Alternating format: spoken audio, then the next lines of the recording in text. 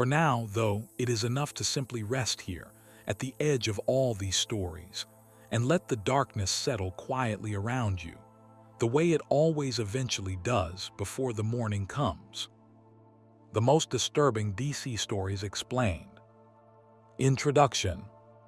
There is a version of the DC universe that most people never really stop to think about. It exists in the same panels as the heroes we grew up with, hiding just beneath the bright colors and the triumphant endings. It is there in the space between a hero's victory and the cost that victory demanded. It is there in the quiet moment after the fight, when the cameras have stopped and the only sound left is breathing. Tonight, we are going to walk through that version of the DC universe.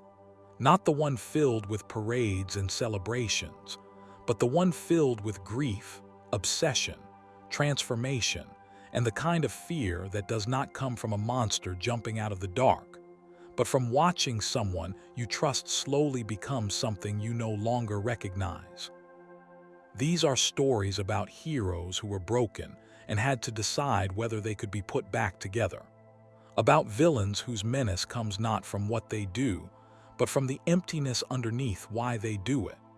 About cities that seem to breathe with a kind of sickness all their own, and universes stacked on top of universes, each one a little more twisted than the last. You do not need to know every detail of DC history to follow along tonight. Each story will be explained as we go slowly, with enough context to understand who these characters are and why what happens to them matters. There is no need to hold onto every name or every date. Let the stories wash over you the way a long rain does outside a window, steady and unhurried. Think of tonight less as a tour of villains and more as a tour of consequences. Every disturbing story we visit tonight began somewhere ordinary. A boy lost his parents outside a theater. A chemist fell into a vat of waste on the worst night of his life. A scientist woke up in a swamp, uncertain whether he was even human anymore. A planet's champion made one decision in one impossible moment that he could never fully take back. None of these stories start as horror. They become horror gradually, the way a room grows dark not all at once, but shadow by shadow, until you look up and realize the light is simply gone. There is also something comforting in an odd way about stories like these.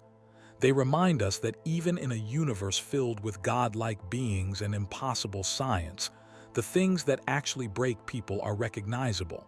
Grief, betrayal, fear, the slow erosion of trust. These are human problems, wearing capes and rogues' galleries as costumes. So get comfortable. Dim the lights if you have not already. Let your body settle into whatever surface is holding you right now, and let your mind drift somewhere quieter than usual. Somewhere out there, in a city that never quite sleeps, a bat-shaped signal is about to cut through the clouds. But before we get to that, let us start where the darkness in the DC universe so often starts. Not with a villain, with a choice. Chapter 1. The Darkest Batman Stories. Batman has always been built on a contradiction. He is a man who lost everything in a single moment outside a theater in Gotham City, and he responded to that loss not by breaking, but by turning himself into something that could prevent other people from feeling what he felt. And yet, across decades of stories, writers have returned again and again to a simple, uncomfortable question. What does that kind of resolve actually cost a person over time? One of the clearest answers comes from Alan Moore and Brian Bolland's Batman, The Killing Joke, published in 1988. The story is often remembered for what it does to Barbara Gordon, but its darkest ideas live in what it does to the relationship between Batman and the Joker. Moore frames the two of them as mirror images of each other, both shaped by one terrible day that could have broken anyone. The Joker's argument, delivered calmly and almost lovingly, is that sanity itself is a kind of joke, that all it takes is one bad day to turn any ordinary person into someone like him. Batman never fully accepts that argument, but the story never lets him dismiss it either. By the end, the two of them are simply standing in the rain together, and for a moment, the line between hero and villain feels thinner than either of them would like to admit. Then there is the quieter, more personal horror of Batman, A Death in the Family, the storyline in which Jason Todd, the second Robin, is beaten nearly to death by the Joker and left in a warehouse rigged to explode. Readers were actually given the chance to vote by telephone on whether Jason lived or died, and in 1988 they chose death. We will spend an entire chapter on Jason later tonight, because his story deserves more room than a single mention. But it belongs here too, as one of the moments that defines just how far Batman's world is willing to go. There is also Batman, Prey, from writer Doug Moench, which introduces the idea that even Gotham's own police psychiatrist, Hugo Strange, could grow so obsessed with understanding Batman that he begins wearing a version of the costume himself, blurring the identity Batman has spent his life protecting. And in Grant Morrison's long, strange run on the character, Batman's mind itself becomes a kind of haunted house, filled with buried trauma from his parents' deaths, false identities implanted by enemies, and memories he does not fully trust. There is a quieter darkness, too, found in stories like Batman Year One, written by Frank Miller, which does not depend on any supervillain at all. Instead, it depicts a young, inexperienced Bruce Wayne returning to Gotham after years abroad, attempting his first nights as a vigilante, and failing badly enough that he is shot, nearly killed, and forced to question whether the entire idea was a mistake before he has even properly begun. The disturbing element here is the ordinariness of it. Gotham's corruption in Year One is not supernatural. It is simply a police force, and a city government so thoroughly compromised that an honest man in a cape seems, for a while, like the most naive idea anyone has ever had. Then there is the slow, grinding despair of Batman, The Dark Knight Returns, also by Frank Miller, which imagines an aging Bruce Wayne pulled out of retirement into a Gotham that has grown even more violent and cynical than the one he left behind. The story does not shy away from showing what it costs a man to keep doing this work decade after decade, his body breaking down even as his resolve refuses to. There is something deeply unsettling about watching a hero age in real time, watching the same commitment that once seemed noble start to look, from certain angles, almost like an addiction he cannot put down. What ties all of these stories together is not violence for its own sake. It is the recurring suggestion that Batman's greatest strength, his refusal to stop, to compromise, to ever truly rest, might also be the thing slowly consuming him.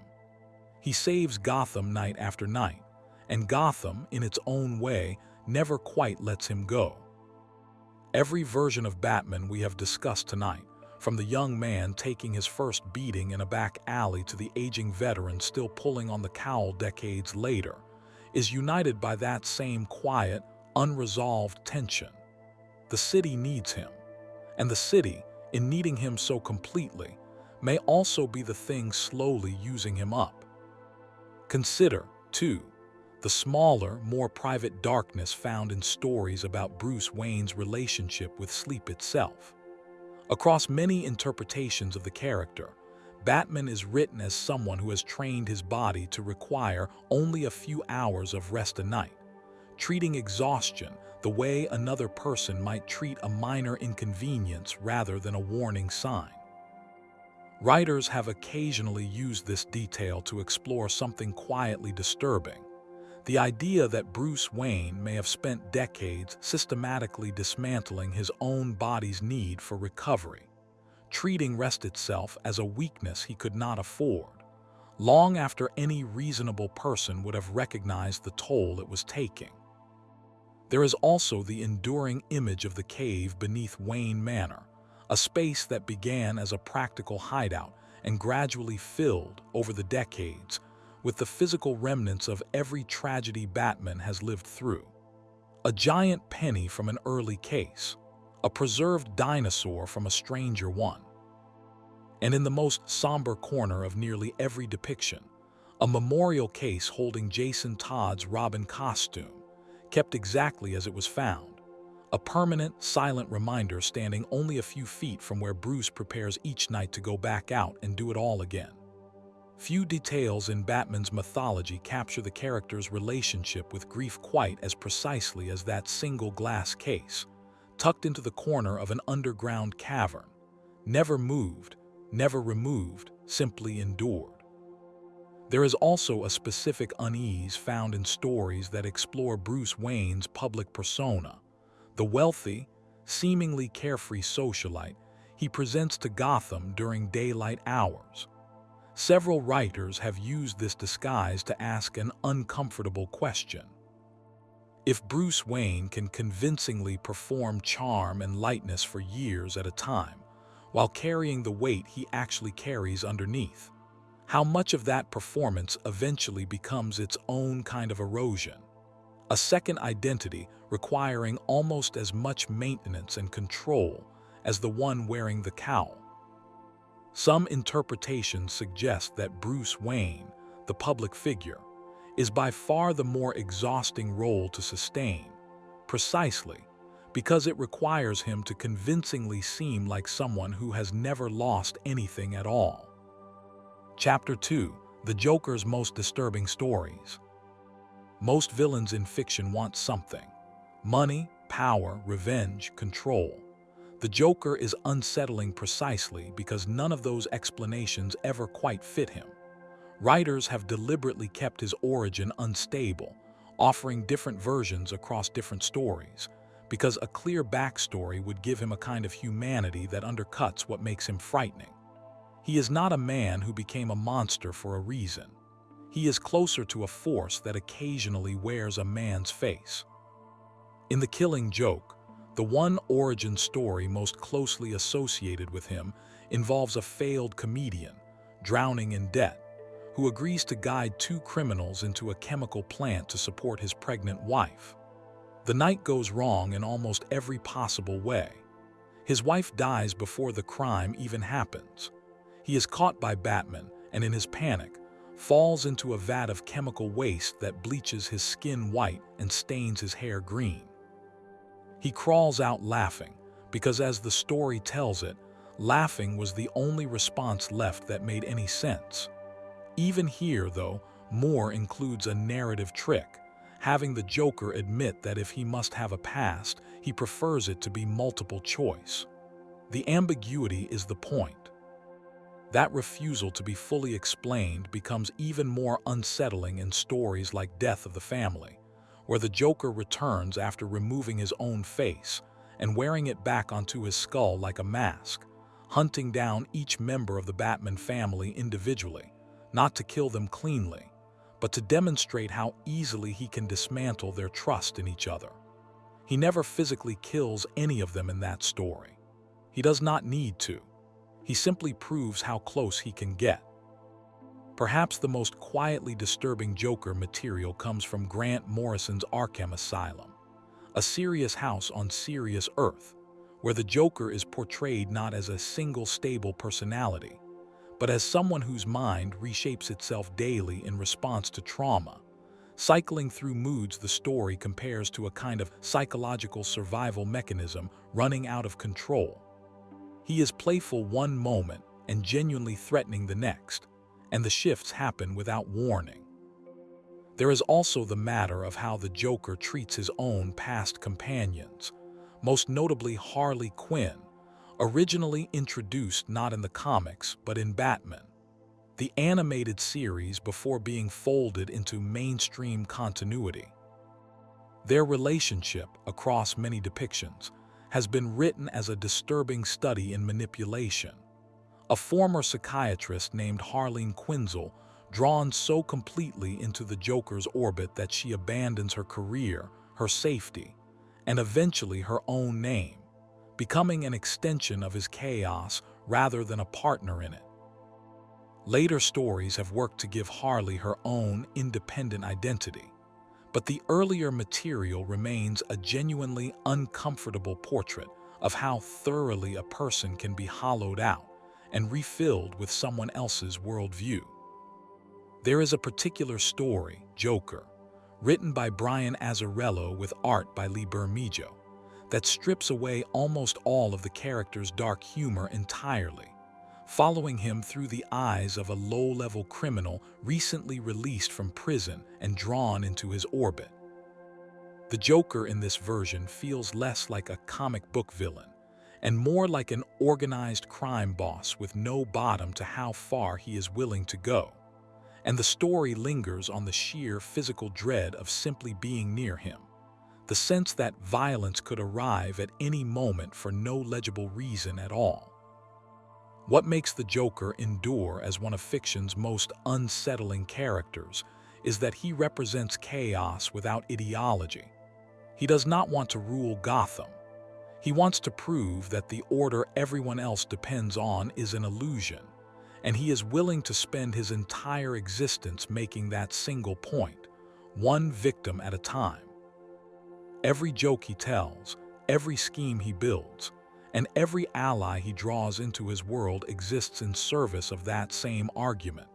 The idea that beneath the rules society agrees to follow, there is nothing holding anything together at all, except the shared decision to pretend otherwise. There is also a particular strain of horror found in stories where the Joker's targets are not the Batman family at all, but ordinary Gotham citizens, people with no connection to costumed heroics whatsoever, caught in his path simply by proximity. Stories set during his periods of quiet, seemingly stable behavior are often the most unsettling of all, because they force the reader to sit with the possibility that he might, for a while, genuinely mean it, before eventually revealing that the calm was only ever a longer, more elaborate version of the same joke he has been telling all along. Batman himself has voiced this exact fear in numerous stories, admitting that his greatest dread is not the Joker's violence, but the moment he might finally, truly stop, and Batman would spend the rest of his life waiting for the other shoe to drop. Some of the character's most quietly disturbing appearances come from stories that refuse to show his face at all, relying instead on his voice, or the aftermath of what he has done, to build dread without ever confirming exactly where he is or what he looks like in that moment. This absence has, over the decades, become almost as effective a storytelling tool as his presence, a reminder that the fear the Joker generates rarely depends on him actually being in the room.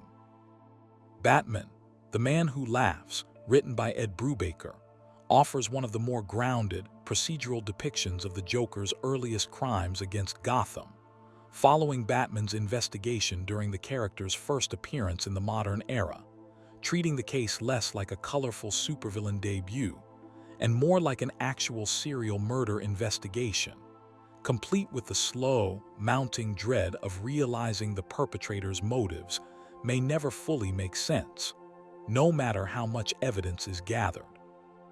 The story deliberately withholds the satisfying clarity most detective fiction eventually provides, leaving Batman and the reader with an unsolved question mark at its center rather than a clean resolution. There is also a specific, quieter horror in the way various stories depict Commissioner Gordon's long history with the Joker, a police officer who has, across decades of continuity, been forced to work case after case involving the same man, never quite able to make an arrest that sticks for long, watching younger officers join the force and grow old themselves, while the Joker remains, infuriatingly, unchanged. Gordon's exhaustion around the character carries its own distinct weight, less about fear and more about a specific, grinding frustration, the particular despair of spending an entire career fighting an enemy the system itself never seems able to properly hold on to. Chapter 3: The tragedy of Jason Todd. Before he became a symbol of everything that could go wrong in Batman's world, Jason Todd was simply a boy from Gotham's Park Row, caught stealing the tires off the Batmobile. Batman, recognizing something of his own anger and grief in the boy, eventually took him in and trained him as the second Robin. For a while, the arrangement worked, though Jason was written as more volatile than Dick Grayson had been, more prone to acting on his temper. In 1980, a death in the family, writer Jim Starlin sent Jason on a journey to find the mother he believed had died, only to discover she was alive and, in a devastating twist, secretly working for the Joker. Before Jason can fully process the betrayal, the Joker arrives, beats him with a crowbar, and leaves him and his mother in a warehouse with a bomb. DC's decision to let readers vote on his fate by phone remains one of the most famous editorial choices in the medium's history. The votes came in favor of letting him die, and Jason was gone, seemingly for good. For years, Batman carried Jason's death as one of his defining failures, a case he could never solve to his own satisfaction, because there was no criminal to catch. The person responsible was already known. The pain was simply that he had not been fast enough. Jason's eventual return, engineered years later through a combination of retcon and the reality-altering effects of Superboy Prime striking the walls of existence itself in Infinite Crisis, is often criticized on technical grounds, but the emotional core of what came after remains genuinely affecting. Jason came back changed, angry not just at the Joker, but at Batman himself for allowing his killer to remain alive. In Judd Winick's Batman, Under the Hood, Jason re-emerges as the Red Hood, a former Robin-turned-vigilante willing to kill the criminals Batman refuses to. He is not written as simply evil. He is written as someone who survived something no child should survive, and came out the other side convinced that mercy is a luxury only the privileged can afford. What makes the storyline especially haunting, looking back, is how much the outcome was left in the hands of an audience who could not see the full weight of what they were deciding. DC's phone poll invited readers to participate in a fictional death as though it were a game show result, and the final tally reportedly came down to a matter of only a small number of votes. Jason's fate, in other words, was decided by the thinnest possible margin, a detail that adds a strange, almost vertiginous quality to the story when you consider how differently his history, and Batman's, might have unfolded with only a handful of different phone calls. After his return, Jason's relationship with the rest of the Batman family remained deeply strained for years. Dick Grayson, the original Robin and the closest thing Jason ever had to an older brother, struggled to reconcile the boy he remembered with the hardened figure who came back. Tim Drake, who became Robin after Jason's death, found himself in the uncomfortable position of defending a role that Jason felt should never have been given to someone else so quickly. Even Alfred, who had helped raise Jason, carried a particular sorrow around him that never fully resolved, a quiet grief for the child he had lost long before the adult ever came home. The tragedy of Jason Todd is not only that he died, it is that his death and eventual return exposed the limits of Batman's code, forcing the two of them into a permanent, unresolved argument about justice, mercy, and what it actually means to protect a city that so often seems to devour its own children. Jason's story never fully resolves, even now, because the wound at its center, a child murdered while his mentor was still racing to reach him, is not the kind of thing that resolution can really touch. There is a particular detail from the original storyline that continues to unsettle readers decades later. The fact that Jason's mother, Sheila Haywood, made her choice to betray him not out of malice exactly, but out of a desperate, self-serving need to protect herself from the consequences of her own past dealings with the Joker. She dies in the same explosion meant to kill her son, having spent her final moments trying, unsuccessfully, to bargain her way out of a situation she herself had created. Jason's last minutes were spent not just facing violence, but facing the specific, personal betrayal of discovering that the parent he had traveled across the world to find valued her own survival over his. Later stories have also explored the psychological aftermath Jason carried from the moment inside that warehouse, memories of the crowbar, of the ticking clock, of realizing that no one was coming in time, resurfacing in ways that shaped his behavior long after his return. Writers have depicted him struggling with what would, in more grounded terms, be recognized as post-traumatic stress, waking from nightmares that replay those final minutes with only slight variations, each one ending the same way. It is a detail rarely dwelt on for long in the comics themselves, but it adds a distinctly modern, painfully human dimension to a character, often remembered primarily for his anger. Jason's eventual, complicated reconciliation with Batman, explored across various stories in the years following his return, tends to avoid offering either character a clean resolution. Batman continues to disagree fundamentally with Jason's willingness to kill, and Jason continues to view Batman's restraint as a kind of privileged idealism that people who have actually suffered as he suffered can no longer afford to indulge. Their conversations, when writers allow them space to actually happen, tend to circle the same unresolved argument again and again. Two people who clearly still care about each other, unable to fully bridge the specific gap that one terrible night in a warehouse carved between them. Tim Drake's own path to becoming Robin adds a further layer of poignancy to Jason's story, since Tim was, in most versions of his origin, a young fan who deduced Batman and Robin's identities on his own, specifically because he recognized that Batman, grieving Jason, badly needed a partner again to avoid taking unnecessary risks alone.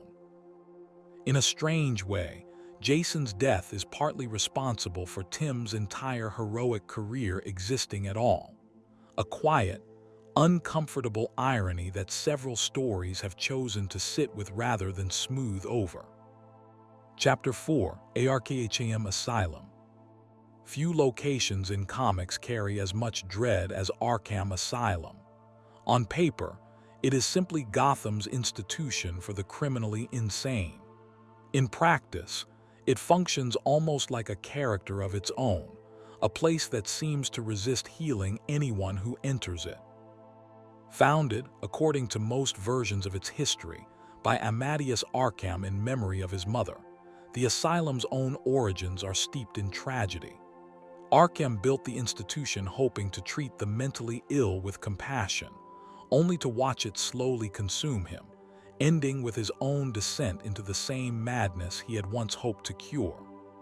That irony has echoed through every era of the asylum's fictional history since. Grant Morrison and Dave McKean's 1989 graphic novel Arkham Asylum, a serious house on serious Earth, remains the definitive exploration of what the building represents. In the story, Batman enters the asylum during a hostage crisis orchestrated by the inmates, and the narrative deliberately blurs the line between Batman's sanity and the madness surrounding him. The building itself is drawn as something closer to a living organism, its architecture unsettling and organic, its walls seeming to close in the longer anyone stays inside. Over the decades, Arkham has become something of a revolving door, a detail writers have leaned into rather than shied away from. Villains are captured, sent to Arkham, and escape with a regularity that has become a dark joke among longtime readers, one that the stories themselves sometimes acknowledge with a kind of weary honesty. The implication is uncomfortable. Gotham has built an institution meant to contain its worst impulses, and that institution keeps failing, not because the guards are incompetent, but because the city producing these patients never stops producing them. The staff of Arkham have their own quiet history of tragedy as well. Doctors who arrive with genuine intentions to help often find themselves worn down by the sheer weight of their patients, some eventually crossing lines they never expected to cross. Dr. Harleen Quinzel's transformation into Harley Quinn began, in most tellings, within these very walls.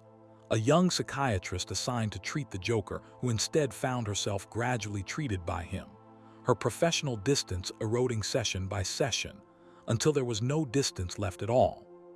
Her story stands as one of Arkham's most disturbing case studies precisely because it did not begin with a patient breaking the rules. It began with a doctor slowly losing her own footing. The asylum's physical geography has also become part of its mythology. Older sections of the building, sealed off after past disasters, are frequently reopened by storylines that need somewhere suitably ominous for a final confrontation. Corridors that seem to exist specifically to remind visitors that whatever new renovations Arkham receives, its oldest, worst history is never really gone. It sits there, boarded up, waiting. There is also something worth sitting with in how casually Gotham's citizens have learned to live alongside Arkham. It is simply there, a fixture on the map, the way another city might have a museum or a stadium. Children in Gotham grow up knowing its name before they know most of their state capitals. That normalization is its own kind of disturbing detail, a sign of just how thoroughly the city has adapted to housing a revolving population of some of the most dangerous minds in the world, right at its edge, close enough to see from certain rooftops. What makes Arkham so unsettling is not any single storyline, but the accumulated weight of decades of failure. It is a place designed to offer treatment and stability, and instead it has become a symbol of how difficult, maybe even impossible, it is to truly cure the specific kind of damage that Gotham City creates in people. Every escape, every relapse, every doctor who arrives with hope and leaves with none, adds one more brick to a building that already feels, in some strange way, built entirely out of disappointment. The asylum's relationship with Batman himself carries its own unsettling undercurrent. On one hand, he is responsible, more than almost anyone else in Gotham, for filling its cells in the first place, delivering villain after villain into its custody rather than simply removing them from the world entirely. On the other, he seems to understand, on some level, that the institution is not equipped to actually contain what he keeps bringing it, which raises an uncomfortable question rarely addressed directly in the comics themselves. If Batman knows Arkham cannot hold these men and keeps sending them there anyway, what does that say about the actual function the asylum serves, not for the patients, but for Batman's own conscience, allowing him to believe he is choosing mercy over more permanent solutions, even when the outcome, repeated escape after escape, so rarely matches that intention? Some of the asylum's most disturbing moments come not from any single inmate, but from its group settings, therapy sessions where villains are occasionally shown interacting with one another in structured environments, comparing notes, in a sense, on the very obsessions that landed them there.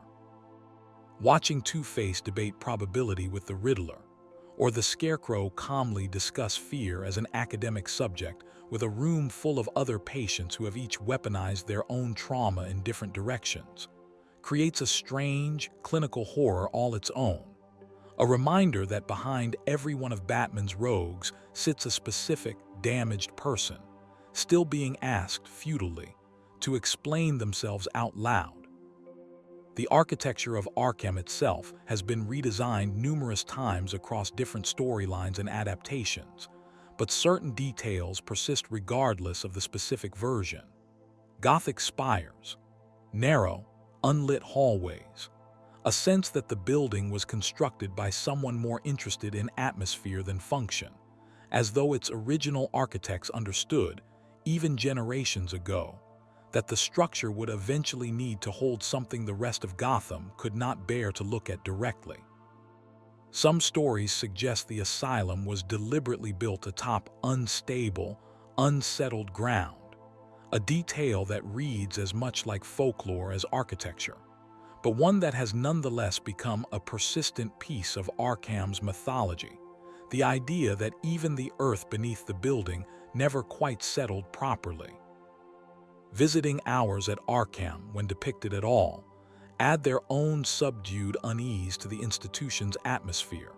Family members occasionally shown sitting across from patients who no longer fully recognize them, or who recognize them perfectly well and simply choose, in that particular moment, to perform someone else entirely. Very few stories linger here for long, perhaps because there is only so much ordinary sorrow a story built around costumed villains can comfortably sit with before it starts to feel like it belongs in a different, quieter kind of narrative altogether. But the detail remains, tucked into the margins of Arkham's history, a reminder that behind every larger-than-life inmate is, somewhere, an ordinary family still waiting for a version of them that may never come back. Chapter 5: Superman's Darkest Stories. Superman is usually treated as the opposite of disturbing. He is hope given a cape. But some of the most unsettling stories in DC history come from asking what happens when that same near-limitless power is placed in the wrong hands, or bent by grief, or twisted by an alternate version of history. Mark Millar's Superman. Red Son imagines a world where Kal-El's rocket lands not in Kansas, but in Soviet Ukraine. Raised under Stalinist ideology, this Superman genuinely believes he is helping humanity by imposing order on it, whether people consent to that order or not. The horror of the story is not that this Superman is cruel. It is that he is sincere, convinced that peace enforced through total control is still peace. Watching him slowly transform the world into a version of utopia that leaves no room for freedom is deeply unsettling precisely because his intentions remain, in his own mind, entirely good. Then there is the Injustice storyline, later adapted into the popular video game series, which begins with the Joker tricking Superman into killing Lois Lane and their unborn child by making him believe he is attacking someone else. The grief and rage that follow push Superman toward authoritarian control of the entire planet, believing that if he had simply been willing to act more decisively sooner, tragedy could have been prevented. The story becomes a meditation on how even a hero built on restraint can be broken by loss into becoming the very thing he always swore to prevent. Alan Moore's Whatever Happened to the Man of Tomorrow, published as a kind of farewell to the Silver Age Superman before continuity was rebooted in the 1980s, takes a different approach, allowing nearly every villain in Superman's rogues gallery to attack at once, forcing him toward choices that finally cost him his secret identity, his closest friends, and ultimately, the version of himself he had always tried to protect from being pushed too far. There is also the matter of Superman's own private fears, explored in stories that imagine what happens if his powers begin to fail him unpredictably, or worse, if they begin to change into something he no longer recognizes or controls. These stories tend to focus less on external threat and more on the quiet horror of a man who has spent his entire life being reliable, suddenly uncertain whether his own body will do what he needs it to do when it matters most. For a character whose entire identity is built on being someone others can depend on, that uncertainty carries a weight most other heroes never have to face.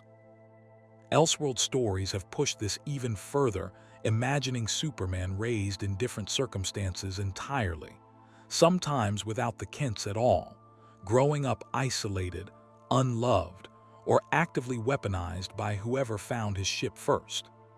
Each of these variations returns to the same underlying question, one that runs through nearly every disturbing Superman story ever told. How much of his goodness is actually a fixed trait, and how much of it depends entirely on having been found, as an infant, by the right people in the right place at the right time. It is a deeply uncomfortable thought once you sit with it. The most powerful being on the planet might owe his entire moral compass to nothing more than luck. These stories endure because they take Superman's core promise, that ultimate power can still choose restraint, and ask what happens the moment that promise breaks. The answer in each case is somehow more frightening than any traditional supervillain could ever be, because it suggests that the safety we take for granted, the quiet assumption that Superman will always choose the right thing, was never guaranteed in the first place. It was always, in some sense, a kindness he chooses to extend to us, again and again, for reasons that are entirely his own. There is also a smaller, quieter strain of Superman horror, found in stories exploring what it might mean for him to simply outlive everyone he loves. Because Kryptonian physiology ages far more slowly than human physiology in most depictions, several stories have gestured toward the eventual, inevitable reality that Lois Lane, Ma and Pa Kent, and every human friend Clark has ever made will grow old and pass away long before he does, leaving him to carry centuries of memory forward largely alone. Very few stories dwell on this directly, perhaps because it is simply too heavy a thought to sit with for long, but the implication lingers at the edges of the mythology all the same, a kind of slow, patient grief built into the very shape of his existence. And in stories dealing with Superman's more villainous Kryptonian counterparts, particularly General Zod, there is a specific unease that comes from watching someone with Superman's exact powers, but none of his restraint treat entire cities the way Superman treats a punching bag in a training exercise. Zod's appearances consistently remind readers just how little separates Superman's gentleness from total devastation, a difference that comes down entirely to upbringing and character rather than ability. There is also a specific, unsettling weight to stories exploring the destruction of Krypton itself, particularly versions that dwell on Jor-El and Lara's final moments, aware that their entire world is ending and that the only thing they can actually save is a single infant, launched alone into the unknown with no guarantee he would ever be found, let alone raised well.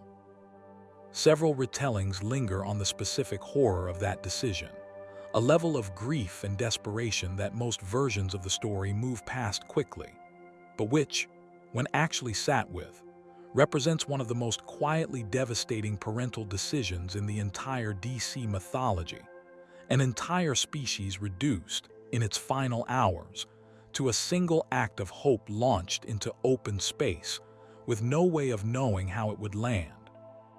All-Star Superman, written by Grant Morrison, approaches this same emotional territory from a different angle entirely, depicting a Superman who has been informed he is dying, his cells having absorbed a fatal overdose of solar radiation, and who spends what remains of his life quietly, methodically ensuring the people and causes he cares about will be safe after he is gone.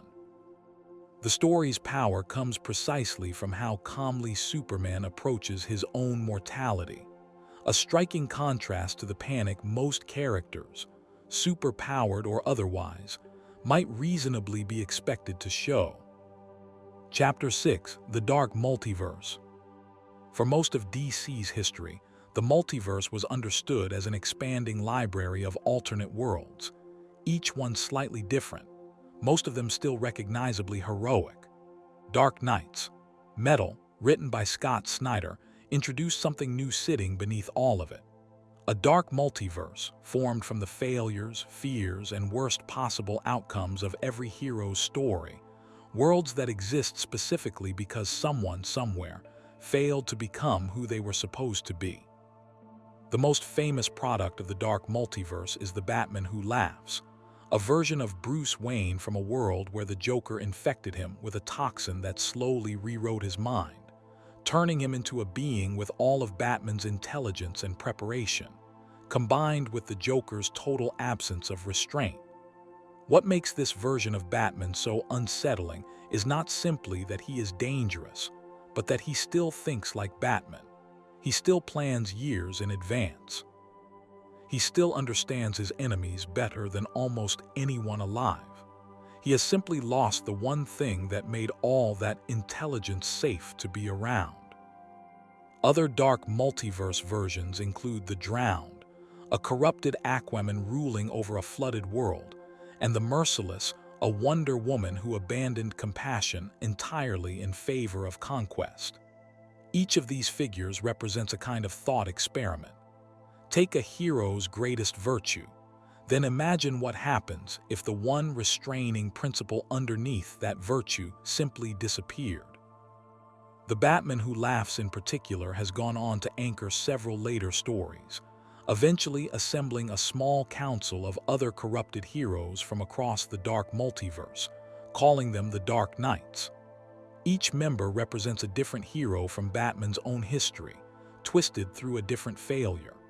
The Red Death is a corrupted fusion of Batman and the Flash, granted super speed, but consumed entirely by it. The Devastator combines Batman with Doomsday, a being of pure destructive strength with none of Batman's restraint left intact. Watching this council assemble feels almost like watching a support group for total moral collapse, each member representing a slightly different path toward the same ending. There is also something genuinely disturbing in how the dark multiverse is described as forming in the first place. According to Dark Knights, Metal, these worlds do not simply exist independently. They form specifically at moments when a hero is on the verge of failing, crystallizing that single worst-case outcome into an entire reality, then usually collapsing back into nothingness once the moment of failure passes, unless something reaches in and stabilizes them first. In other words, every hero across the entire DC multiverse is, at almost any given moment, standing right beside the exact reality that would exist if they simply gave up or gave in at the wrong second. The concept works because it does not ask readers to imagine a completely alien threat. It asks them to imagine their favorite heroes, the ones they already trust, tipped just slightly in the wrong direction. That is a much harder kind of fear to shake, because it does not require inventing a new kind of monster. It only requires imagining the hero failing one crucial test they always assumed they would pass, and then imagining that failure given form, given a name, and let loose into the world. The visual language surrounding the dark multiverse leans heavily into this discomfort as well, with its skies rendered in bruised purples and sickly greens, its architecture warped just slightly out of true, familiar Gotham rooftops and metropolis skylines twisted into shapes that are recognizable but wrong. The way a face looks wrong in a dream even when every individual feature is technically correct. Artists working on Dark Knights, Metal have described deliberately designing these worlds to feel like something viewed through a cracked lens, familiar enough to unsettle rather than simply frighten outright.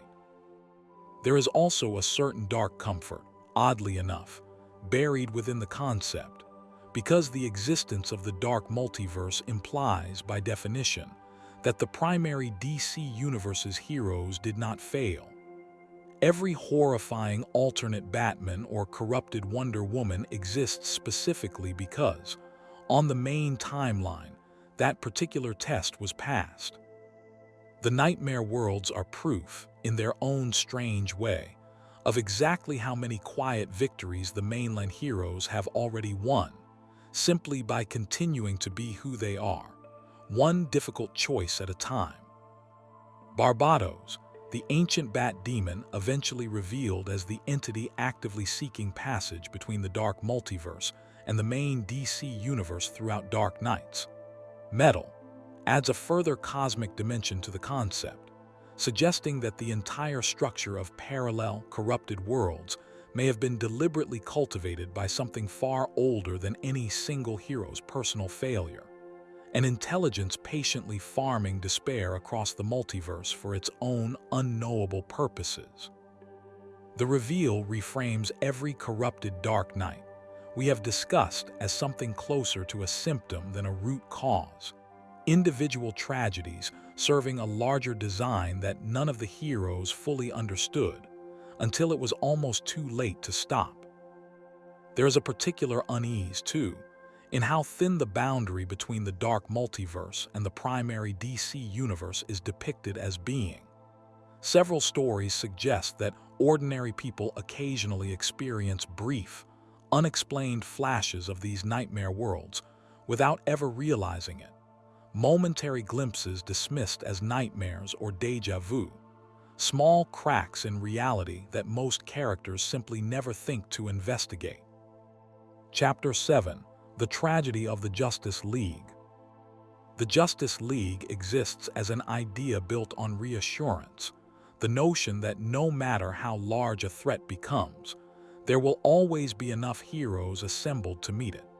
Some of DC's most disturbing stories come from methodically dismantling that reassurance. Mark Waid's Tower of Babel storyline reveals that Batman, distrustful even of his closest allies, secretly compiled individualized contingency plans for neutralizing every member of the Justice League, should any of them ever turn against humanity. When the information is stolen and used against the team by the villain Ra's al Ghul, each hero is defeated using knowledge Batman gathered from simply watching them closely enough to know exactly what would hurt them most. The horror here is quiet and psychological. It is not about external threat. It is about betrayal from within the team's own foundation of trust. Identity Crisis, written by Brad Meltzer, pulls the League into darker territory still, revealing that in the League's earlier years, several members made the secret decision to have the villain Dr. Light's memory erased after he assaulted Sue Dibney, wife of the Elongated Man, and that the decision to use that same mind-wiping technique was later extended to cover up disagreements among the heroes themselves.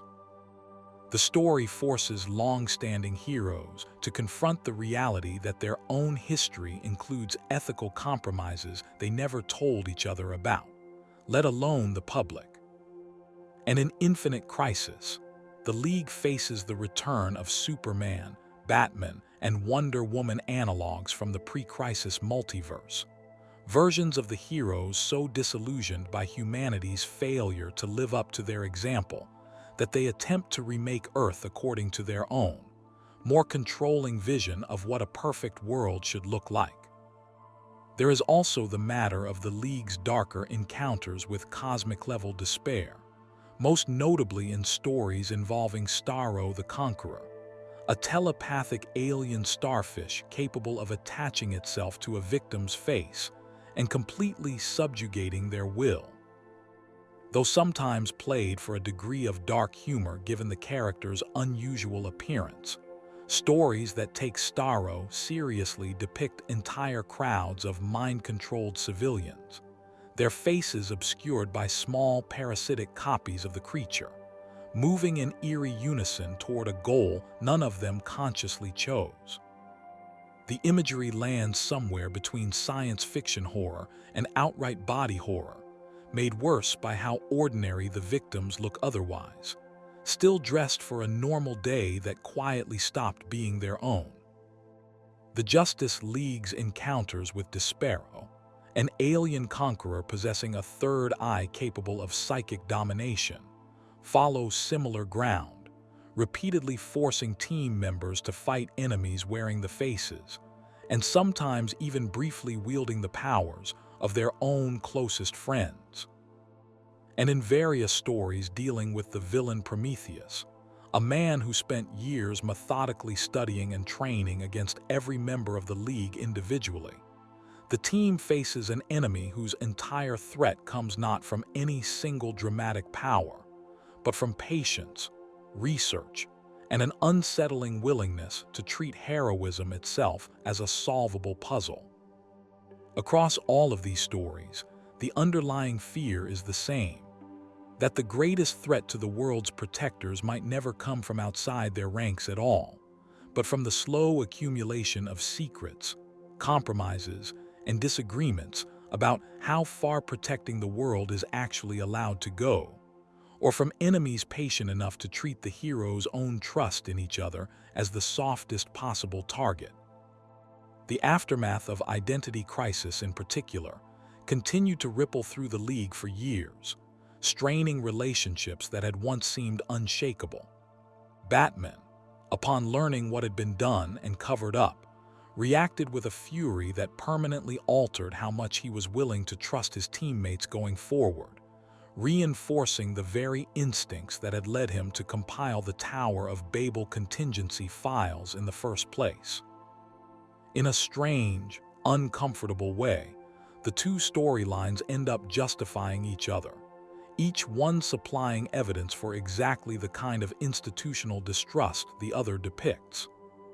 There is also the matter of the League's occasional descent into outright authoritarian control, explored in stories where members, usually acting from a place of genuine fear rather than malice, attempt to quietly monitor or manage the behavior of other heroes without their consent.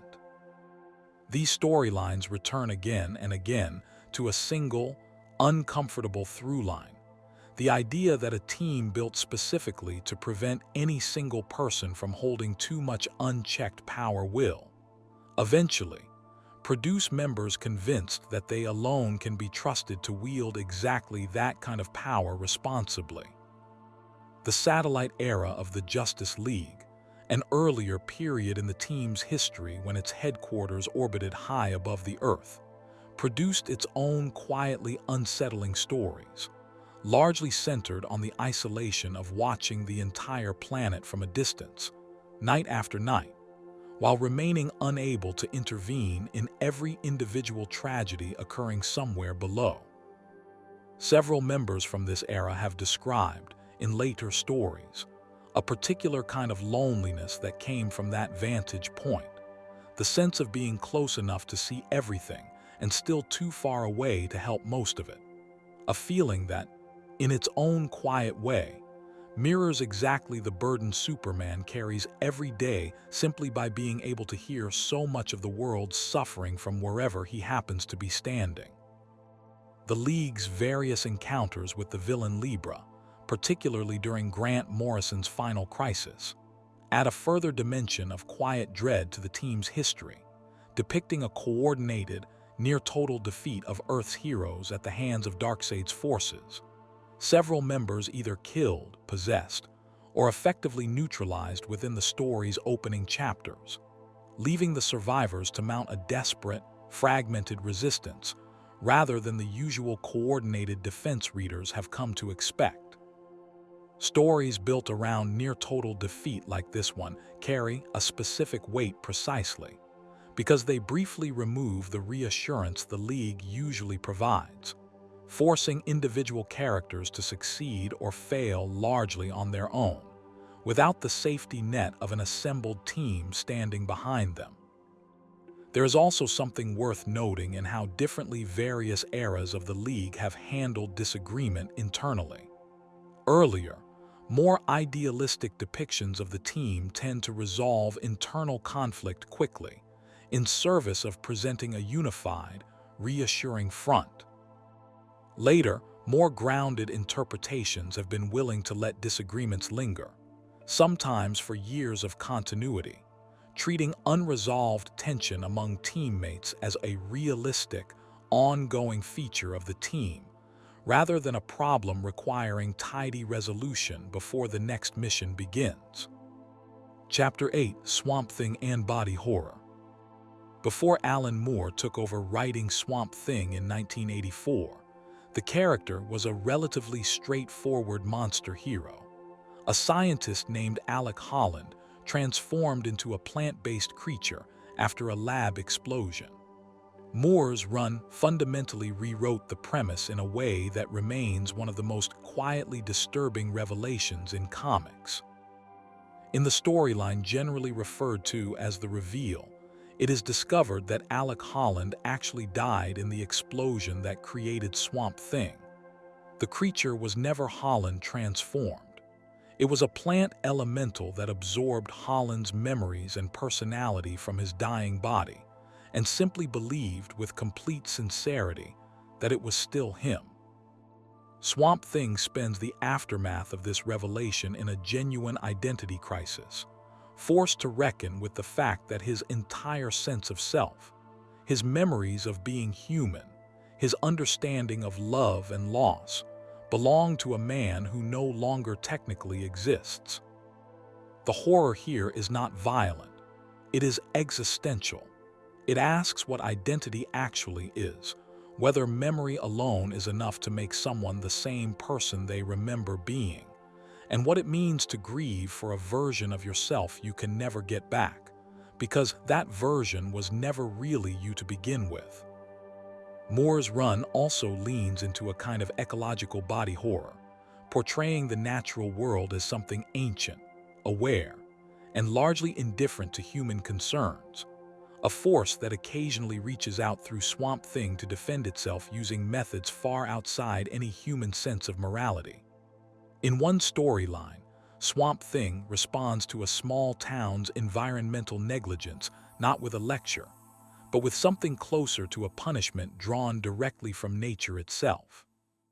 Moore's run also introduces the American Gothic storyline, which sends Swamp Thing across the country, encountering a series of small, self-contained horror stories, each one exploring a different fear rooted in ordinary American life rather than traditional supervillainy.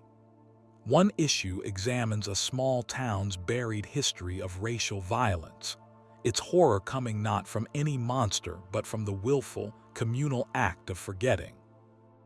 Another explores a haunted house whose danger comes from unresolved domestic grief rather than any ghost in the traditional sense.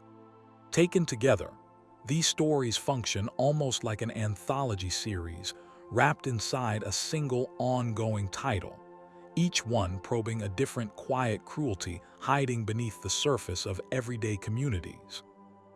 The character's relationship with Abigail Arcane, which develops across Moore's run into something genuinely tender despite Swamp Thing's inhuman body, adds another disturbing layer once outside forces attempt to prosecute their relationship as a crime against nature, forcing both characters to defend, publicly and painfully, whether love between a woman and a being made of plant matter and borrowed memory can be considered legitimate at all. The story treats the question with surprising seriousness, using it to interrogate how societies decide what kinds of intimacy are permitted and what kinds are treated as monstrous simply because they look unfamiliar. What makes Swamp Thing enduringly unsettling is this constant tension between the deeply personal, an ongoing meditation on identity and loss, and the vastly impersonal, the sense that nature itself is a character in the story, one with its own agenda, largely unconcerned with whether humanity survives its indifference. It is a horror that rarely raises its voice, preferring instead to sit quietly in the reader's mind long after the page has been turned. Moore's run also introduces the Parliament of Trees, an ancient council of plant elementals scattered across history, each representing a different era and culture, communicating with Swamp Thing through a kind of shared, rooted consciousness that stretches back long before recorded human history.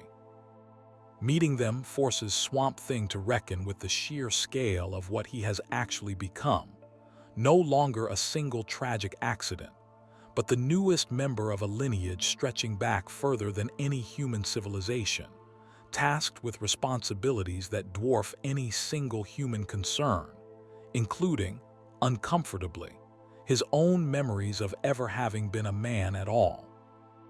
There is also a particularly disturbing sequence in which Swamp Thing, driven to grief and rage after being manipulated by a version of the demon Etrigan, allows the vegetation of the entire planet to begin subtly turning against humanity.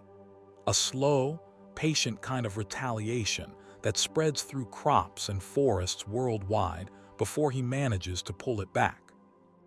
The moment functions as a quiet warning built into the character's entire premise, a reminder that whatever gentleness Swamp Thing extends to the people he cares about is a choice, not a guarantee, and that the planet's vegetation, given a voice and enough provocation, might not extend humanity the same patience indefinitely. There is also a specific, quiet horror running through the character's earliest years following his transformation, before Moore's reinterpretation, in which Swamp Thing genuinely believed himself to be Alec Holland, scarred and transformed but still fundamentally himself, only to spend years pursuing scientists he believed responsible for the accident, seeking a cure that could never actually exist, because the man he believed himself to be had already died the night of the explosion.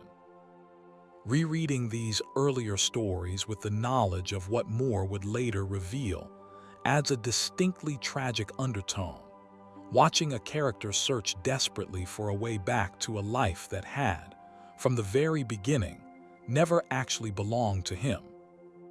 Later stories exploring the wider green mythology, the planet's elemental force of plant life that Swamp Thing eventually comes to represent, place him alongside other elemental avatars representing the red, tied to animal life, and the rot, tied to death and decomposition, forming an uneasy triad that maintains balance across the natural world. Stories exploring conflict between these three forces occasionally suggest that death itself, represented by the rot, is not inherently villainous, but simply another necessary process the natural world requires, a detail that reframes even Swamp Thing's darkest, most destructive tendencies as something closer to ecological necessity than outright malice. Chapter 9. Green Lantern's Darkest Stories. The mythology surrounding the Green Lantern Corps is built on a single elegant idea: willpower, focused through a ring made physical. But willpower has an opposite, and DC's cosmology eventually gave that opposite a name and a color of its own, turning fear itself into one of the most disturbing forces in the entire universe. The most significant Green Lantern tragedy remains the fall of Hal Jordan in the storyline Emerald Twilight, published in 1994. After the destruction of his home, Coast City, at the hands of the villain Mongol, Hal, consumed by grief and rage, travels to the Guardians of the Universe and demands they use their power to undo the devastation. When they refuse, he kills nearly the entire Green Lantern Corps and steals the collective power of the Central Battery, becoming the villain Parallax.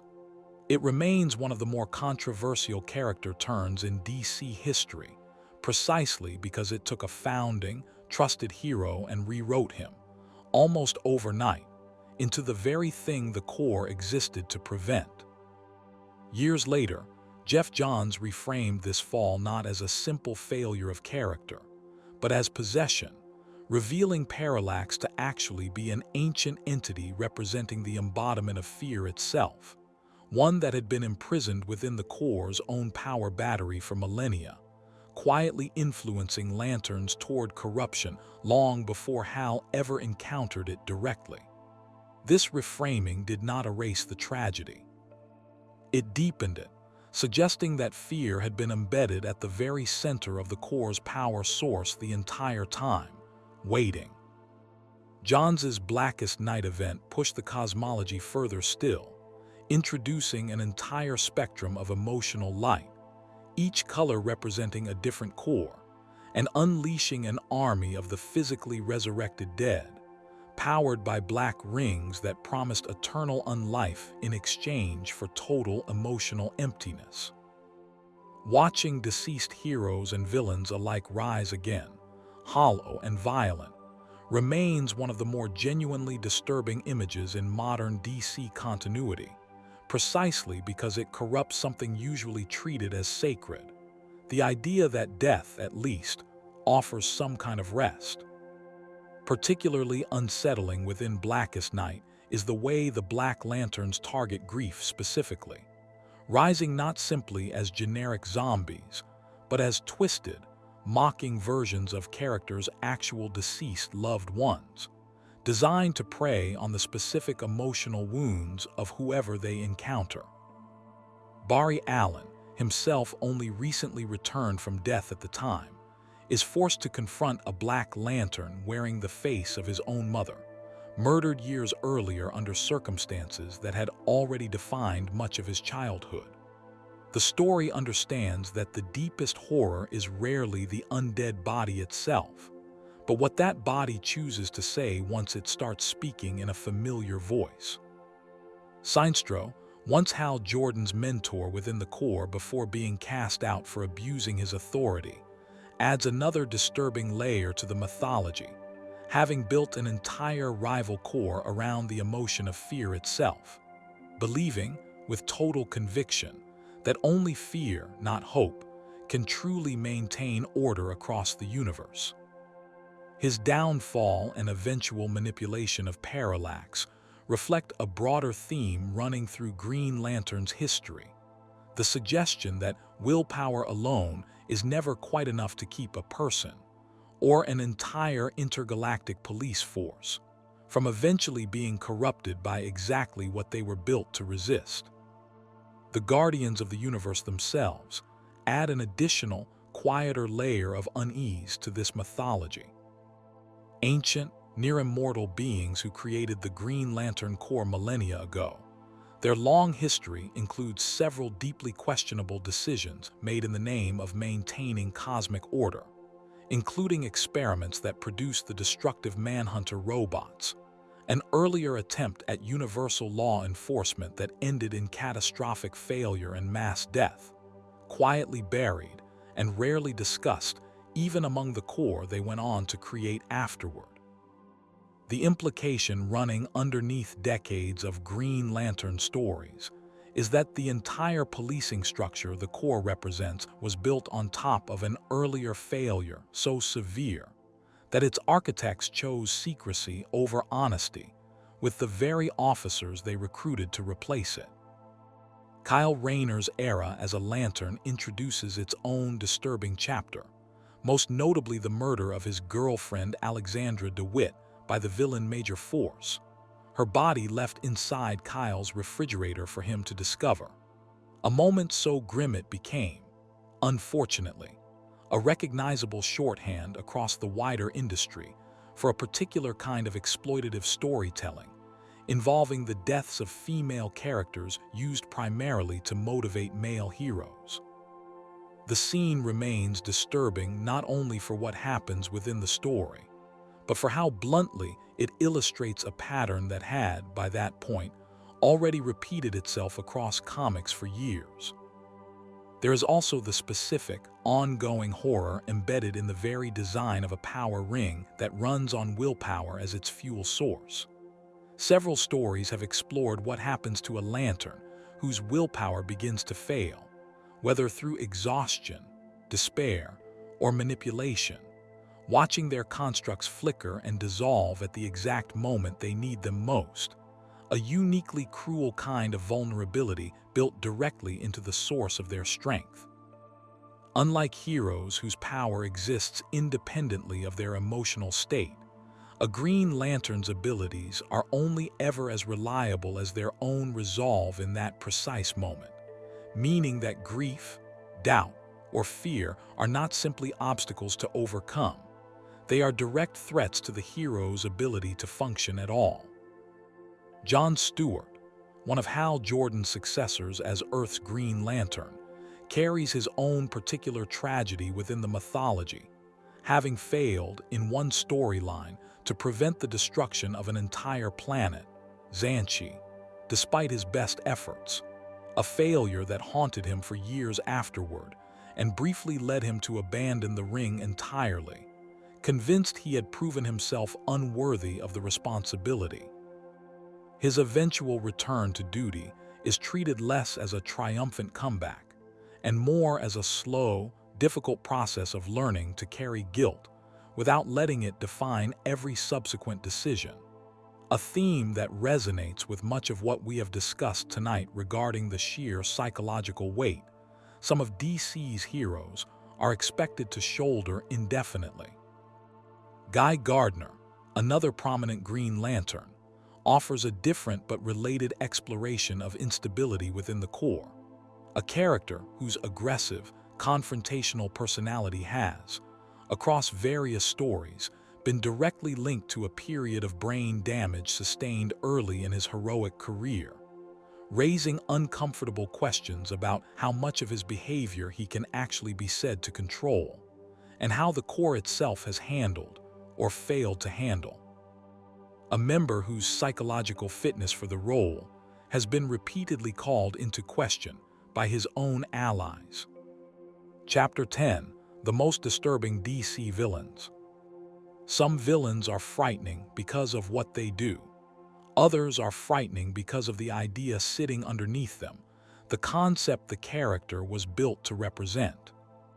Scarecrow, born from psychologist Jonathan Crane's own history of being bullied and humiliated as a child, built his entire criminal identity around a fear toxin capable of forcing victims to relive their worst nightmares while fully conscious. What makes him unsettling is not brute strength, but the intimacy of his method. He does not attack the body. He attacks the mind's own deepest, most private terrors, and forces the victim to experience them as though they were happening again in real time.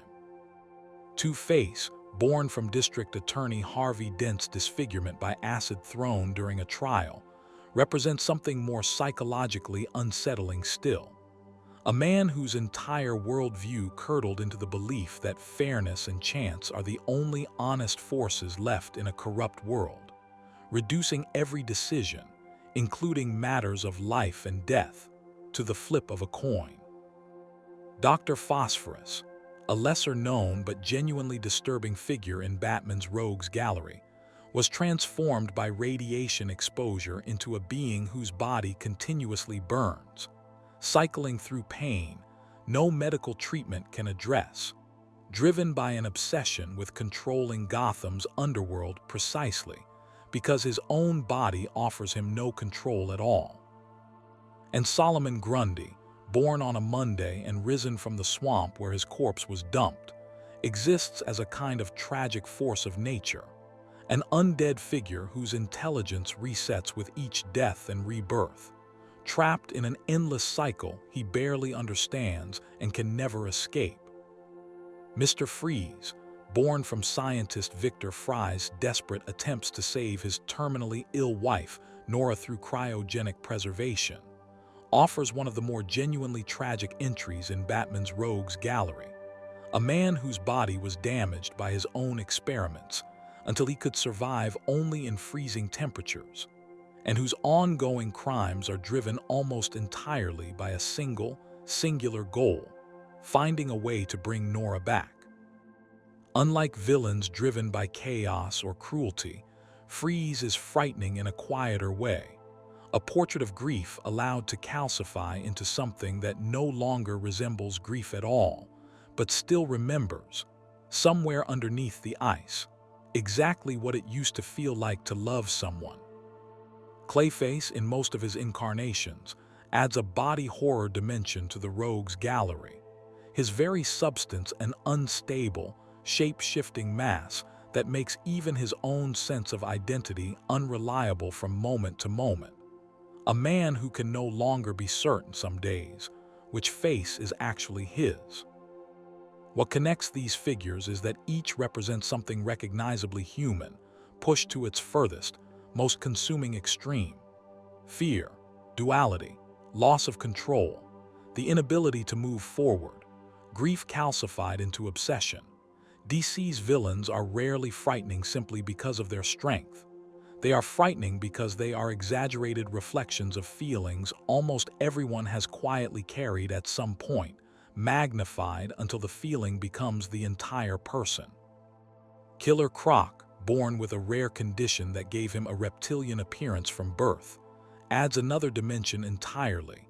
His villainy shaped almost entirely by a lifetime of being treated as monstrous by others before he ever committed a single crime, raising uncomfortable questions about how much of his path was chosen and how much was simply handed to him by a world that decided, based on his appearance alone, what kind of person he was always going to become. The Riddler, meanwhile, represents a colder, more intellectual kind of unease, a man whose compulsive need to prove his own intelligence through elaborate puzzles and riddles has, in several stories, edged toward something resembling genuine psychological compulsion rather than simple villainy. Unable to commit a crime without first ensuring someone somewhere has a fair chance to catch him, as though the only thing he actually fears is being forgotten entirely. Hush, the villain introduced by Jeff Loeb and Jim Lee, adds a particularly personal kind of dread to Batman's rogues gallery, revealed to be Thomas Elliot, a childhood friend of Bruce Wayne who grew up resenting the Wayne family's wealth and stability, eventually orchestrating an elaborate, years-long scheme specifically designed to dismantle Batman's life from the inside, using his intimate childhood knowledge of Bruce to manipulate nearly every other villain in Gotham like pieces on a board. What makes Hush unsettling is not any single ability, but the sheer patience and personal familiarity behind his plotting, a threat that comes not from a stranger, but from someone who has known Bruce Wayne since before either of them ever wore a mask of any kind. Professor Pig, a more recent and deliberately unsettling addition to Batman's rogues gallery introduced by Grant Morrison, operates through grotesque surgical transformations, turning kidnapped victims into obedient, mask-wearing followers called Dolatrons through a combination of drugs and disfiguring modification. The character leans more directly into body horror than most traditional Batman villains, drawing much of his disturbing power from the sheer clinical detachment with which he treats human beings as raw material to be reshaped according to his own aesthetic obsessions. Chapter 11: When DC Heroes Become Monsters. There is a particular kind of dread that comes not from facing an enemy, but from watching someone trusted slowly transform into one. DC has returned to this idea across decades, in stories where possession, corruption, or grief turns allies into threats. The Anti-Life Equation, one of Jack Kirby's most enduring creations, represents a mathematical formula capable of stripping away free will entirely, and stories built around it, particularly Grant Morrison's Final Crisis, depict Darkseid using the equation to turn ordinary people and even heroes into hollow, obedient servants, their personalities effectively erased while their bodies remain functional. In Flashpoint, an alternate timeline created when Barry Allen alters his own past to save his mother, familiar heroes are reshaped by different tragedies into far darker versions of themselves. Bruce Wayne's father survives the night in the alley instead of Bruce, and becomes a brutal, gun-wielding Batman shaped by his own private grief over losing his son. Wonder Woman and Aquaman in this timeline are locked in a devastating war that has already claimed millions of lives, each of them having lost the person who might have kept their worst instincts in check. Doomsday Clock and earlier stories involving corrupted Kryptonians explore similar ground, examining how easily even the most stable heroes can be pushed toward brutality when the specific relationships holding them together are removed. The Rann-Thanagar War and its aftermath explore a similar theme through the character of Hawkman, whose reincarnation cycle across thousands of lifetimes occasionally produces versions of himself defined more by warlike instinct than heroism, forcing his allies to reckon with the uncomfortable possibility that goodness, for him, might be less a fixed trait than a coin flip repeated across centuries. Perhaps most quietly disturbing of all is the recurring idea, explored across several eras of Superman and Justice League stories, that even brief periods of possession or mind control leave a residue behind. Characters who have been forced to harm their friends while under someone else's control often carry the memory of it long after the control is lifted, describing the experience less like sleep and more like being fully awake inside their own body while someone else decided what it would do. That detail, more than any single fight scene, tends to linger, the suggestion that the body remembers what it was made to do, even when it was never truly the person's choice at all. What makes these stories disturbing is not the transformation itself, but the recognizability of it. These are not new monsters. They are familiar faces, shaped by loss, possession, or circumstance into decisions the reader can almost uncomfortably understand. The line between hero and monster, these stories suggest again and again, is thinner than anyone would like to be entirely comfortable with. Wonder Woman's own history includes a particularly unsettling storyline in which she is manipulated by the god Ares into a period of extreme brutality, culminating in the killing of Maxwell Lord in front of television cameras during Infinite Crisis, a decision that haunted her across subsequent stories, her own allies uncertain, for a time, whether the woman who made that choice under duress was still entirely the same person they had trusted before. The moment remains disturbing precisely because it was, by most accounts within the story, a justified act carried out to stop Lord from causing far greater harm. And yet the cost to Diana's reputation and self-image lingered long after the justification stopped mattering to the public watching at home. Firestorm, Metamorpho, and other characters, whose powers involve fusing with unstable elements or energies, have occasionally been depicted losing their grip on their own human components entirely, becoming, for a time, something closer to a force of nature wearing a hero's memories like a thin, temporary covering. These transformations are rarely permanent, but the stories are careful to let the fear linger, reminding readers that some of DC's abilities were never entirely safe to hold in the first place.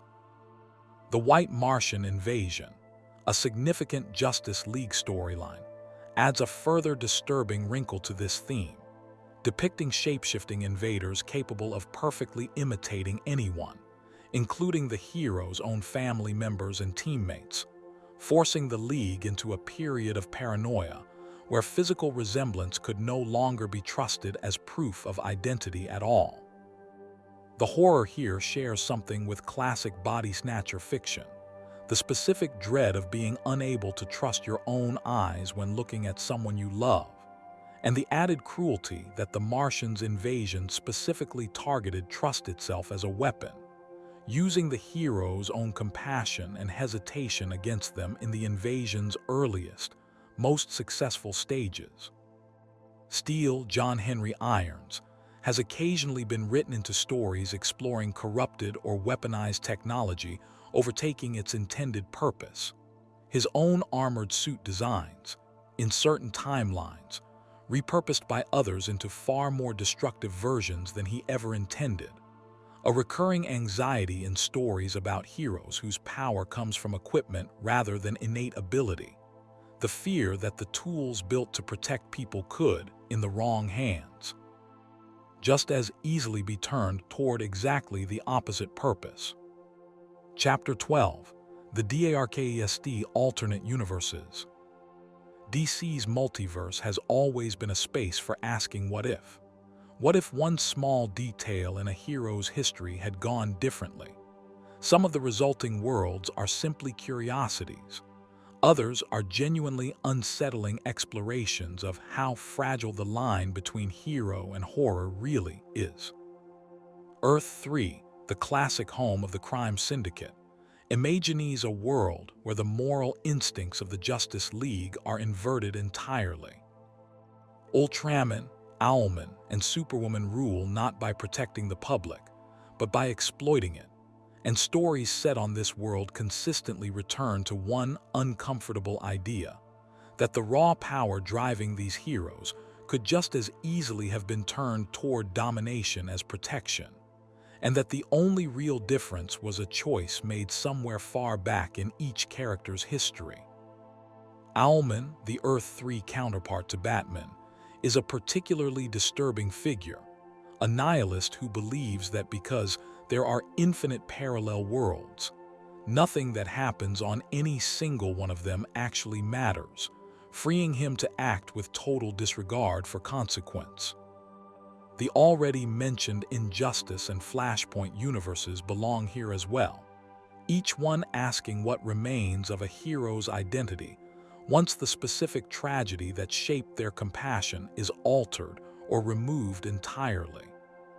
Superwoman, the Earth 3 counterpart of both Wonder Woman and Lois Lane, depending on the era of continuity referenced, has been written across different stories as a figure whose relationships with Ultraman and Owlman revolve around manipulation and mutual advantage rather than partnership, a dark reflection of the trust that defines her counterparts on the primary Earth. And Johnny Quick and Atomica, the Syndicate speedster and size-changing member respectively, round out a team whose entire dynamic seems to run on suspicion, each member fully aware that any one of the others might betray the group the moment it became advantageous to do so. There is also Kingdom Come, written by Mark Waid, which imagines a future where the absence of Superman's guiding presence allows a newer, more violent generation of heroes to essentially replace restraint with brute force, eventually triggering a confrontation so destructive it levels much of Kansas and forces the United Nations to consider using nuclear weapons against its own superhuman population. The story's disturbing power comes from watching an entire ideology quietly die out, replaced by something faster and crueler simply because nobody stepped in early enough to correct its course. What unites these alternate worlds is a shared, uncomfortable thesis. That heroism in the DC universe is rarely presented as an unshakable trait a person simply has. It is presented as a fragile outcome, dependent on specific choices, specific relationships, and specific tragedies landing in just the right way. Change even one variable, and the same raw power that saves a world in one timeline can just as easily end up ruling or destroying another. The Amazons' attack storyline imagines a version of events where Themyscira, usually depicted as a peaceful, isolated haven, instead launches a direct military assault against Washington, D.C., forcing Wonder Woman into the deeply uncomfortable position of defending the very nation she has spent years protecting against her own people. And in various Elseworld stories exploring a world where the Axis powers won the Second World War, familiar heroes are reimagined operating under, or in direct resistance to, a fascist global order, using DC's mythology to explore just how easily its familiar iconography, capes, symbols, and inspirational figures could be repurposed by history taking a slightly different, far darker turn. These stories, taken together, function almost like a long-running thought experiment DC has never fully abandoned, testing exactly how much of its heroes' goodness depends on the specific historical and personal circumstances each version of them happened to grow up inside. JLA Earth 2, written by Grant Morrison, provides one of the more philosophically unsettling explorations of Earth-3's crime syndicate, revealing that on their world, physics itself seems to reward cruelty and punish kindness, an inversion so fundamental that any attempt by the Justice League to simply defeat the syndicate and leave risks making their own moral code the thing that actually fails, given how differently the universe itself seems to respond to good intentions on that side of the mirror.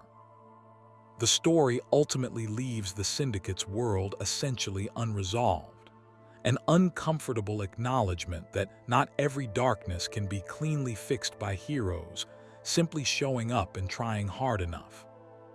Superman, Distant Fires, an Elseworld story depicting a nuclear apocalypse triggered during a battle between Superman and several other heroes gone wrong, imagines a devastated future where Superman, without other heroes left to check his judgment, gradually adopts an increasingly authoritarian approach to rebuilding civilization, convinced, after so much loss, that voluntary cooperation among survivors can no longer be trusted to work quickly enough. The story's bleak vision offers yet another variation on a theme we have returned to often tonight: the idea that even Superman's compassion has limits once catastrophe becomes severe enough. Chapter 13: Cosmic Horror in the DC Universe. Beneath the heroes and villains that populate Gotham and Metropolis, DC has always maintained a layer of cosmic mythology built around forces so vast that individual human, or even superhuman, concerns barely register against them. The Great Darkness Saga, written by Paul Levitz, introduces Darkseid attempting to seize the anti-life equation by traveling backward to the dawn of creation itself, forcing the legion of superheroes to confront a being whose age and scope dwarf their own considerable power. The story's lasting impression is not really about the fight. It is about the characters' dawning realization of just how small their entire civilization is against forces that predate organized life itself. The Anti-Monitor, introduced in the original Crisis on Infinite Earths, remains one of DC's most genuinely apocalyptic threats, a being responsible for the destruction of countless entire parallel universes, reducing the original, sprawling DC multiverse down to a single merged timeline through sheer, unstoppable force. The horror of the Anti-Monitor is scale. He is not defeated through cleverness so much as through the combined, desperate sacrifice of heroes across every remaining reality, many of whom do not survive the encounter. And the great evil beast, along with entities like the Lords of Chaos and Order explored in various Justice League dark stories, represent something closer to Lovecraftian horror, ancient forces existing outside conventional morality entirely, treating humanity's entire concept of good and evil as a small, local phenomenon barely worth their attention. The Source Wall, a barrier said to mark the outer edge of the entire universe, adds another layer of cosmic dread to DC's mythology. For decades, the wall was described as embedded with countless petrified bodies, beings who had attempted to cross beyond it and been transformed into living stone as punishment for reaching too far. Later stories revealed what lies beyond the wall to be even stranger and more incomprehensible than anything on this side of it, a detail that DC has been careful to reveal only gradually, understanding that some horrors work best when they remain mostly unseen. The New Gods mythology as a whole, created by Jack Kirby, carries this same cosmic weight throughout, framing Apocalypse and New Genesis as opposing forces locked in a conflict so old and so vast that individual human lives barely register within it, mere collateral in a war between concepts as much as characters. Darkseid himself, beyond his search for the anti-life equation, represents something almost philosophical in nature, a being whose entire purpose is the elimination of free will itself, not merely conquest, but the total, permanent end of choice as a concept anywhere it can reach. These cosmic stories work because they invert the usual comfort of superhero fiction. Normally, the promise is that someone strong enough will always show up in time. Cosmic horror in the DC universe suggests, occasionally, that some things are simply too vast to be reasoned with, fought, or fully understood, and that even Superman is, in the end, still very small against the true scale of the universe he lives in. The Legion of Doom's occasional dealings with beings even older and stranger than Darkseid, such as the world-devouring Sun Eater or the reality-warping entity known as the Anti-Monitor's own creator mythology, hint at layers upon layers of cosmic threat, stacked far beyond what most street-level heroes ever directly encounter. These stories are usually reserved for cosmic-focused titles like the Legion of Superheroes or Justice League Dark, precisely because their scale would overwhelm a more grounded Batman or Green Arrow story entirely. There is something appropriately humbling in that structural choice itself, a tacit admission, built into how DC organizes its own universe, that certain fears are simply too large to fit comfortably next to stories about street crime and personal vendettas. The Multiversity, another Grant Morrison project, pushes this same cosmic dread even further, introducing the idea of a malevolent force called the Gentry, beings that exist specifically to corrupt storytelling itself from within, treating entire fictional universes as something to be infected and consumed.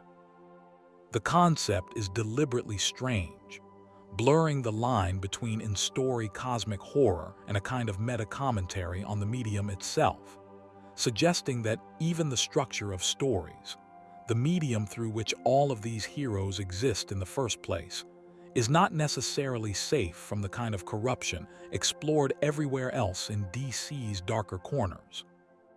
The Overvoid and the concept of pre-crisis nothingness, the strange, undefined void said to have existed before the original multiverse came into being, occasionally surfaces in cosmic-level stories as a kind of ultimate backdrop against which even universal destruction seems small, a reminder that creation itself, in DC's cosmology, emerged from something the stories rarely even attempt to fully describe, treating it instead as a concept almost too vast for narrative to properly hold.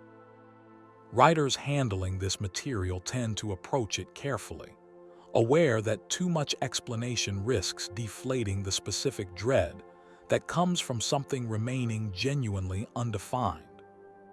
The Monitor and Anti-Monitor's own origin, revealed gradually across various crisis-related stories, ties directly into this same primordial void, both beings emerging from a single entity split in two at the dawn of the original multiverse, one embodying order and preservation, the other embodying destruction and consumption. Their endless conflict, playing out across countless realities and untold amounts of time, frames nearly every other cosmic threat we have discussed tonight as, in some sense, a smaller ripple within a far older, far larger war that predates every hero, every villain, and every world we have visited this evening. Chapter 14, The Darkest Fates of DC Heroes. Not every hero gets to retire peacefully. Some of DC's most affecting stories are built around the specific, often quiet tragedy of how certain heroes eventually meet their end. Barry Allen's death in the original Crisis on Infinite Earths remains one of the most emotionally significant deaths in DC history. Racing to destroy the Anti-Monitor's cannon before it can fire, Barry runs faster than he ever has before, his body slowly disintegrating from the sheer strain of the effort, until nothing remains but his costume. For over 20 years, the death held, a rare instance of DC allowing a founding hero's sacrifice to actually stay meaningful rather than being quietly reversed. The death of Superman in 1992's Doomsday storyline offered a different kind of tragedy, less about a quiet, dignified sacrifice, and more about sheer, brutal attrition. Superman and the creature Doomsday trading blow after blow through the streets of Metropolis, until both combatants finally give out at once. Superman dying in Lois Lane's arms, surrounded by the city he spent his entire life protecting. Ted Kord, the second Blue Beetle, meets one of the more quietly devastating fates in Infinite Crisis, executed by his own longtime friend Maxwell Lord after uncovering a conspiracy involving the manipulation of metahuman heroes. The scene is unsettling specifically because of its intimacy, a betrayal carried out not by a stranger, but by someone Ted had trusted for years. Kara Zor-El, Superman's cousin, met a similarly resonant death in Crisis on Infinite Earths, sacrificing herself against the Anti-Monitor's forces in an effort to protect Superman, her death occurring earlier in that same story than Barry's, and treated by the surviving heroes with a grief that echoed through DC continuity for years afterward. Her memory invoked repeatedly as a reminder of exactly how much the original Crisis had already cost before it was over. And there is a particular quiet sorrow found in the death of Alfred Pennyworth in certain continuities, a man who spent his entire adult life in service to a family defined by loss, ultimately meeting his own end while still, in whatever way he could manage, trying to protect the household he had helped raise. Stories that explore Alfred's death tend to focus less on drama and more on absence, the strange, hollow quiet of a home that has never once in decades been without him. What connects these deaths across decades of storytelling is a recurring theme. The characters rarely die simply fighting a villain. They die because of who they already were, their willingness to keep running, keep fighting, keep trusting people, even when it eventually costs them everything. There is also the specific, lingering sorrow attached to Blue Beetle Ted Kord's final moments, pleading with a friend he never believed would actually pull the trigger, right up until the instant it happened. Stories set after his death frequently return to the sheer disbelief his allies carried afterward, the sense that some betrayals are almost impossible to fully process, because they require rewriting an entire history of trust in the space of a single, sudden moment. And Wally West, who spent years as Kid Flash before eventually inheriting the mantle of the Flash himself following Barry's death, carries his own quiet tragedy, not through death exactly, but through erasure, at one point removed so thoroughly from continuity during DC's New 52 relaunch that his own family and history had to be painstakingly reconstructed years later. A strange, almost metafictional kind of loss that mirrors, in its own way, the erasures multiple Crisis events have inflicted on the wider DC multiverse. There is a particular quality to how DC has historically treated the deaths of sidekicks and legacy characters that deserves its own mention here. Unlike the deaths of flagship characters, which tend to be treated as major, carefully telegraphed events, the deaths of characters like the Second Question, Vic Sage, or the original Golden Age heroes who quietly passed on the mantle to successors, often unfold with far less fanfare. A single issue, sometimes a single page, marking the end of a character who may have existed for decades. These smaller deaths carry their own specific melancholy, a reminder that not every ending in the DC universe gets the dignity of a proper send-off, and that legacy in this world is sometimes handed down so quietly that readers barely notice the exact moment it changed hands.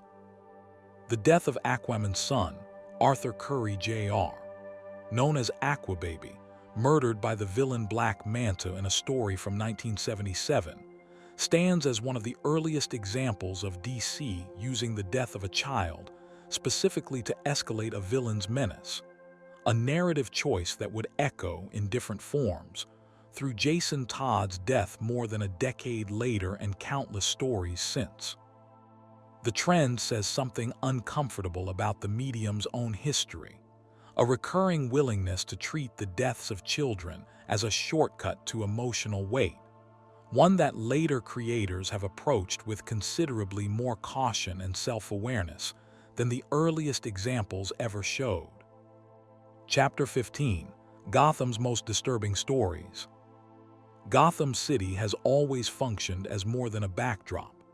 Across decades of Batman stories, writers have treated the city almost like a living presence, one whose architecture and atmosphere seem to actively encourage the kind of despair, obsession, and violence that defines so much of its history. No Man's Land, the sprawling storyline from 1999, depicts Gotham after a catastrophic earthquake, abandoned by the United States government and cut off from the rest of the country entirely. Without law, infrastructure, or outside help, the city fractures into territories controlled by different criminal factions, each carving out their own version of order from the wreckage. The horror of No Man's Land is not any single villain.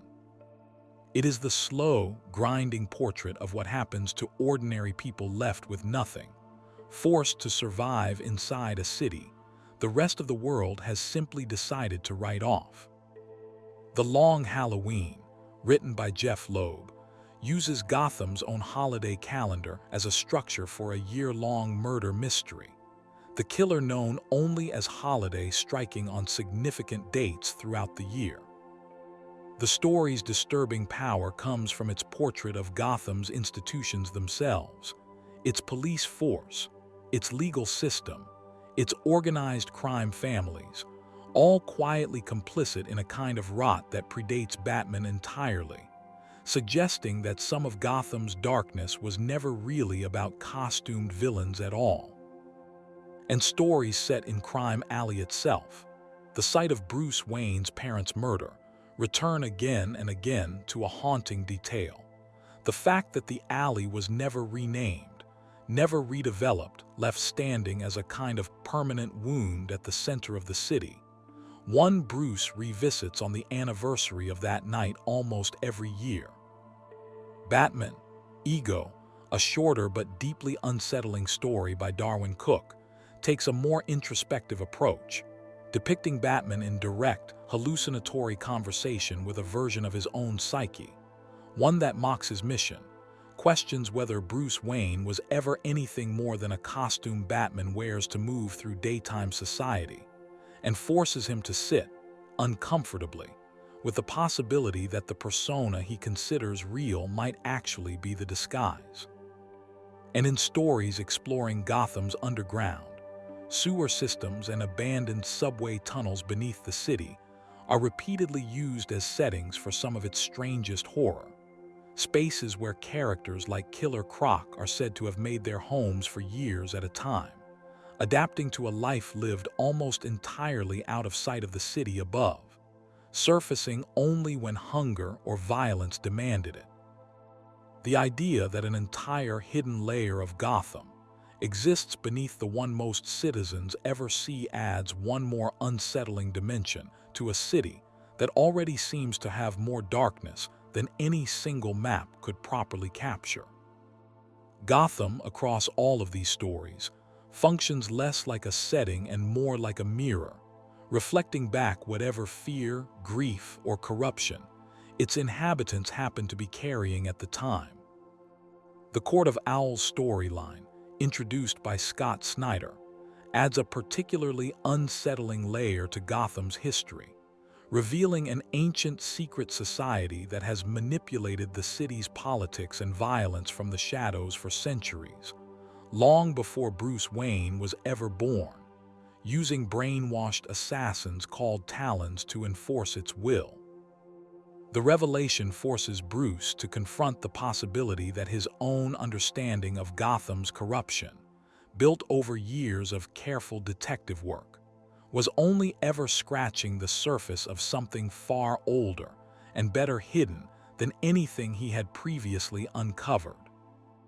Gotham's weather itself has become something of a character across many depictions, an almost permanent gray haze and near-constant rain that writers have used deliberately to reinforce the sense that the city exists slightly outside normal time, a place where the sun rarely seems to fully break through, and where the change of seasons feels almost irrelevant against the city's own unchanging mood. Robin Row, a fictional stretch of Gotham occasionally referenced across different eras of Batman comics, along with the notorious Diamond District and the crime-heavy neighborhood of the Bowery, add further texture to a city that seems, deliberately, to be organized less like a functioning metropolis and more like a patchwork of different, overlapping dangers, each district carrying its own particular flavor of dread. Wayne Enterprises itself, the company Bruce Wayne inherited from his father, sits at the center of this patchwork in an uncomfortable way, its wealth and influence touching nearly every corner of the city, including, in several storylines, corners that Bruce himself would rather not examine too closely. Contracts and holdings established generations earlier by ancestors whose business practices did not always survive close scrutiny. Blackgate Penitentiary, Gotham's standard prison used for criminals not deemed insane enough for Arkham, carries its own reputation for corruption and violence, frequently depicted as barely safer than the asylum it exists to distinguish itself from. Riots, smuggled weapons, and guards on the take appear so often in stories set within its walls that Blackgate has, over the decades, become something of a dark mirror to Arkham itself, proof that Gotham's failure to contain its own worst impulses extends well beyond any single building, into the entire structure meant to keep the city safe in the first place. Even Gotham's more ordinary institutions carry this same undercurrent. Gotham General Hospital has, across various stories, been the site of villain attacks, hostage situations, and outbreaks tied to supervillain chemistry, until the idea of a truly safe hospital visit in Gotham starts to feel almost quaint. The cumulative effect of all these smaller details, scattered across decades of stories by dozens of different writers, is a city that seems to resist safety on every level, from its streets to its penitentiaries to the very hospitals meant to heal the people caught in between. Chapter 16, Stories That Broke Batman. For all his discipline and preparation, Batman has, more than once, been pushed to a genuine breaking point, and some of DC's most disturbing stories live specifically in those moments of collapse. Nightfall, published across 1993 and 1994, introduces the villain Bane, a man who spent his childhood imprisoned in a brutal Santa Prisca facility called Peña Duro, inheriting a life sentence originally meant for his father. After years of study, Bane deduces Batman's identity and deliberately exhausts him, releasing Arkham's inmates in a coordinated wave designed to wear Batman down physically and mentally before finally confronting him directly. The fight ends with Bane breaking Batman's back over his knee, leaving him paralyzed and forced, for the first time in his adult life, to hand the role of Batman over to someone else while he slowly, painfully relearns how to walk. Batman, the Cult, written by Jim Starlin, sends Batman into the hands of a cult leader named Deacon Blackfire, who keeps him drugged and imprisoned for weeks, brainwashing him into believing his mission of justice has failed entirely, leaving him a hollow, unresponsive shell that even Robin struggles to recognize when he finally locates him. And across Grant Morrison's long run on the character, Batman's own mind becomes a battlefield, layered with implanted trigger phrases, false memories, and psychological defenses built by his own past self specifically to survive interrogation, Defenses so thorough that even Batman himself does not fully understand what is buried inside his own head until circumstances force it to the surface. There is also the matter of Batman's grief over Alfred and over the various Robins who have passed through his life, each departure leaving behind a specific, lingering absence that later stories return to again and again. Some interpretations of the character suggest that Batman's insistence on training new partners, despite the very real danger involved, comes from a place that is not entirely healthy, a repeated attempt to recreate a kind of family structure he lost as a child, even when doing so places more young people directly in harm's way. And in Tom King's more recent run on the character, Batman is pushed toward a different kind of breaking point entirely, a slow, quiet unraveling brought on not by a single dramatic betrayal, but by the accumulated weight of a life spent refusing to ever really rest, culminating in a storyline that questions whether he is even capable of sustaining a genuinely happy, ordinary relationship, given everything his mission has required him to become. These stories endure because they refuse Batman the easy comfort of invincibility. They insist, again and again, that a man built entirely out of willpower and preparation can still, under the right circumstances, be broken. What makes the stories bearable and ultimately hopeful is watching him find his way back afterward, slower and more careful each time, but never quite finished. The recovery period following Nightfall deserves particular attention because it is rarely depicted as simple or quick.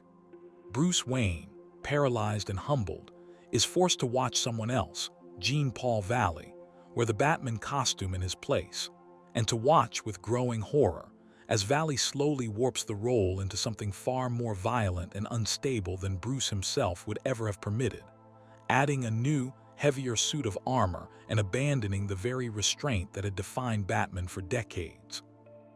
Bruce's eventual return to the role, once his body has healed enough to allow it, involves not only physical retraining, but the uncomfortable, humbling work of gradually earning back a mantle he once assumed only he was capable of carrying. There is also a particular kind of quiet horror running through stories depicting Bruce's earliest attempts at grief counseling after his parents' deaths, portrayed by various writers as inadequate at best, indifferent at worst, a child effectively left to process an unspeakable trauma almost entirely alone, guided only by Alfred's steady presence and his own increasingly consuming plans for the future. Several stories suggest, without ever stating it outright, that a version of Bruce who had received real, sustained emotional support as a child might never have needed to become Batman at all, a thought that lingers uncomfortably beneath nearly everything else we know about him. There is also the matter of how Batman's body itself has been cataloged, across various stories, as a kind of living record of every injury he has ever sustained. Medical examinations conducted by allies like Leslie Tompkins, the doctor who has cared for Bruce since childhood, are occasionally used by writers to underline just how much cumulative damage his body has absorbed over the years. Broken bones healed slightly wrong, joints that ache in ways modern medicine struggles to fully address, a physical ledger of decades spent refusing to stop. Tompkins herself has, in several stories, voiced open concern that Bruce's relationship with his own body borders on self-destructive, a concern Bruce tends to acknowledge only briefly before returning, almost immediately, to whatever case currently demands his attention. Bane's own story, once his conquest of Batman was complete, adds a further layer of tragedy to Nightfall that is easy to overlook. Having spent his entire life defined by his imprisonment and his eventual triumph over the one man he considered his equal, Bane found himself, in the aftermath, with no clear purpose left to organize his life around, several subsequent stories depicting him drifting between roles, sometimes villain, occasionally uneasy ally, never quite finding the same sense of meaning that defeating Batman had once given him. His story functions as a quiet warning of its own, that even total victory, when it arrives, does not necessarily fill whatever emptiness drove a person to seek it in the first place. Chapter 17. The most disturbing DC stories you may have missed. Beyond the widely discussed classics, DC's history holds a number of smaller, stranger stories that rarely get the same attention, despite carrying an unsettling weight all their own. Batman, Gothic, written by Grant Morrison early in his career, introduces a centuries-old figure named Mr. Whisper, a man who sold his soul in exchange for immortality, only to discover that the price included murdering every child in his own school as a boy. Bruce, among them, had a childhood teacher connected to the crime. The story leans heavily into Gothic horror, mixing supernatural dread with Batman's usual detective framework in a way that feels genuinely unlike most of his other stories. Sandman Mystery Theater, a Vertigo series exploring the Golden Age hero Wesley Dodds, deals repeatedly with grounded, human horror rather than costumed villainy, following Dodds as he investigates disturbing crimes rooted in obsession, abuse, and psychological collapse, closer in tone to noir crime fiction than traditional superhero storytelling. Animal Man, particularly under Grant Morrison's early run, takes a strange metafictional turn, in which the character Buddy Baker gradually becomes aware that he exists within a comic book, eventually confronting his own writer directly, a storyline that uses the character's growing awareness of his fictional nature to explore very real, very human grief over the loss of his family within the story. And Doom Patrol, particularly under Grant Morrison's influential run, builds an entire team around trauma and abnormality, including characters like Crazy Jane, whose 64 distinct personalities each grant her a different superhuman ability, and Rebis, a being formed from the fusion of 3 separate identities into something no longer entirely human. The team's adventures consistently blur the line between superhero action and genuine psychological horror. Swamp Thing's earliest Pre-Moore appearances, written by Len Wein, are often overlooked entirely in favor of the more celebrated later run, but they contain their own unsettling atmosphere, closer to classic monster comics of the era, following Alec Holland's original transformation with a straightforward, almost mournful horror that predates the philosophical questions Moore would later attach to the character. House of Secrets and House of Mystery, DC's long-running horror anthology titles from the 1970s, contain dozens of largely forgotten short stories built around exactly the kind of quiet, unsettling dread that rarely makes it into modern superhero comics. Small morality tales involving cursed objects, deals made with strange entities, and endings that rarely offer the protagonist any real escape. Many of these stories have no connection to the wider DC universe at all, existing instead as self-contained glimpses into a stranger, more folkloric corner of the publisher's history. These lesser-known stories rarely get adapted or referenced outside dedicated fan circles, but they represent some of the most creatively unsettling material DC has ever published, precisely because they were allowed room to experiment outside the constraints of the more mainstream, tightly continuity-bound titles. Kamandi, created by Jack Kirby, imagines a distant future Earth devastated by an unexplained cataclysm, where intelligent animals have risen to dominance, and the few remaining humans, including the story's young protagonist, are treated as savage or subhuman by the societies now ruling the planet. The series carries a bleak, unsettling undercurrent throughout, built on the constant, low-grade dread of being a member of a species no longer at the top of its own world, forced to survive on terms set entirely by others. And Black Orchid, an early Vertigo series written by Neil Gaiman before Sandman, follows a hero who is killed within the story's opening pages, her consciousness and abilities transferred into a new body grown from the same strange, plant-based science that created her in the first place. The series lingers, much like Swamp Thing, on questions of identity and continuity, asking what exactly survives when a person dies and is regrown, rather than healed, and whether the new version can ever really consider herself a continuation of the one who came before, or something else entirely wearing her memories. Prez, an obscure and short-lived series from the 1970s about the first teenage president of the United States, later revived in stranger, more surreal form within Vertigo's mature readers' imprint, offers a genuinely bizarre piece of DC's history, blending political satire with outright horror.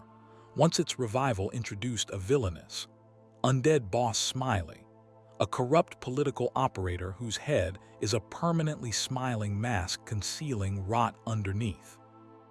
The story's blunt visual metaphor, a literal smiling face hiding decay, captures something that runs through a surprising number of DC's more obscure horror tales: the suggestion that institutions themselves, not just individuals, can wear a friendly face while concealing something considerably less pleasant underneath.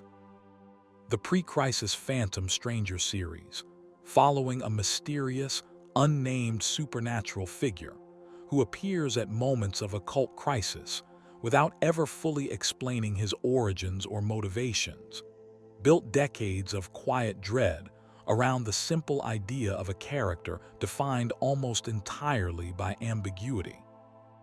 Even other DC characters within these stories are often shown reacting to the Phantom Stranger with unease, uncertain whether his presence signals help or warning.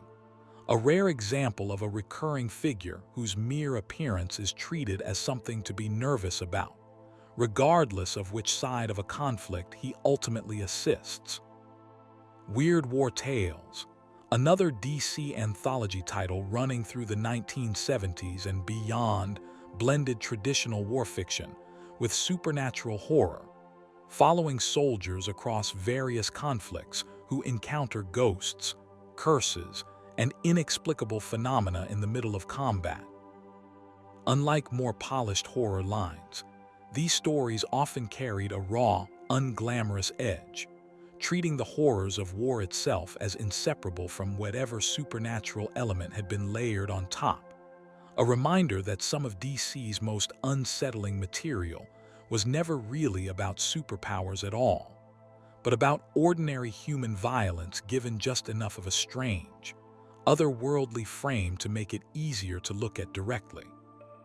Chapter 18: The Darkest DC Endings. Some stories stay with readers not because of what happens in the middle, but because of how they choose to end.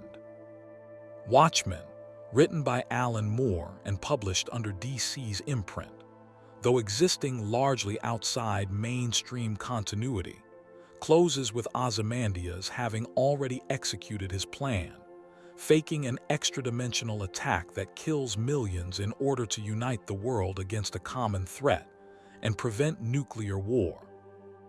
The story's final pages leave the outcome deliberately ambiguous, ending on a note suggesting that the fragile piece Ozymandias engineered could still unravel at any moment, depending entirely on a single, small decision made by a journal left behind at a newspaper office. The Killing Joke ends not with a clean resolution, but with Batman and the Joker sharing a laugh together in the rain after the Joker tells one final joke, the exact meaning of the moment left deliberately unclear by Moore, who has said in interviews that he intended the ambiguity as the story's final point rather than a mistake to be resolved. And Crisis on Infinite Earths ends with an entire multiverse compressed into a single timeline, an act that saved existence itself, but simultaneously erased countless histories, relationships, and versions of beloved characters. A bittersweet victory that DC's own writers would spend the following decades trying to fully reconcile. Batman, the Killing Joke's ambiguous final laugh is echoed, in a very different register, by the ending of Watchmen's opposite number in tone, Kingdom Come, which closes not with ambiguity but with a fragile, hard-won peace between generations of heroes. A peace that nonetheless makes clear just how narrowly catastrophe was avoided, and how easily a slightly different set of choices could have ended the story, with the destruction of Kansas standing as a permanent monument rather than a warning survived. And the ending of Alan Moore's Swamp Thing run, which sees Swamp Thing finally reconciling his identity as something other than human, while choosing to remain devoted to Abby regardless, closes on a note that is tender rather than bleak, but carries its own quiet unease.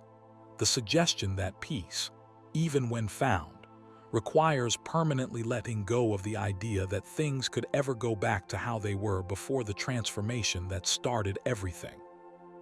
What these endings share is a refusal of easy comfort. They resist tying every thread into a neat bow, choosing instead to leave readers sitting with a lingering unease, the sense that even after the credits roll, something has been permanently, quietly altered. Even Infinite Crisis's own ending carries this same unresolved weight, closing with Superboy Prime imprisoned within a construct designed by the Green Lantern Corps, still raging, still convinced of his own righteousness, a threat contained rather than resolved, left to simmer for future stories to eventually revisit. And the finale of Grant Morrison's Batman Incorporated, which ends with the death of Damian Wayne, Bruce's own biological son and the youngest Robin to date, killed by a clone created from his own genetic material, closes an already dense, sprawling saga on a note of grief that feels almost cyclical. Another child lost to the same mission that has already claimed so much from this family before. Blackest Night's own conclusion carries a similarly unresolved quality, the war against death itself ending not with death being defeated outright, but with the emotional spectrum being rebalanced, an uneasy truce among forces that could, under the right circumstances, tip back out of control again at any point in the future. DC has returned to this same spectrum repeatedly in the years since, a sign that even a story built around confronting death directly was never really designed to close that door permanently. And the ending of the original Watchmen deserves one final mention here, specifically the printed newspaper fragment shown in its closing pages, Rorschach's journal sitting in a stack of unsorted submissions at a small, struggling publication.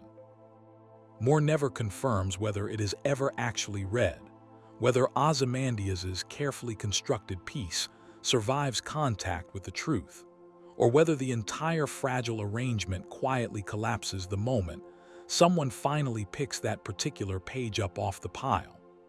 Few endings in any medium have managed to leave quite so much resting on something so small and so easily overlooked. Chapter 19. Why DC can be so disturbing. Looking back across everything we have walked through tonight, a pattern begins to emerge. DC's darkest stories are rarely built around simple violence for its own sake. They are built around loss, identity, and the fear that even the strongest, most disciplined people can still be broken by the right combination of grief and circumstance.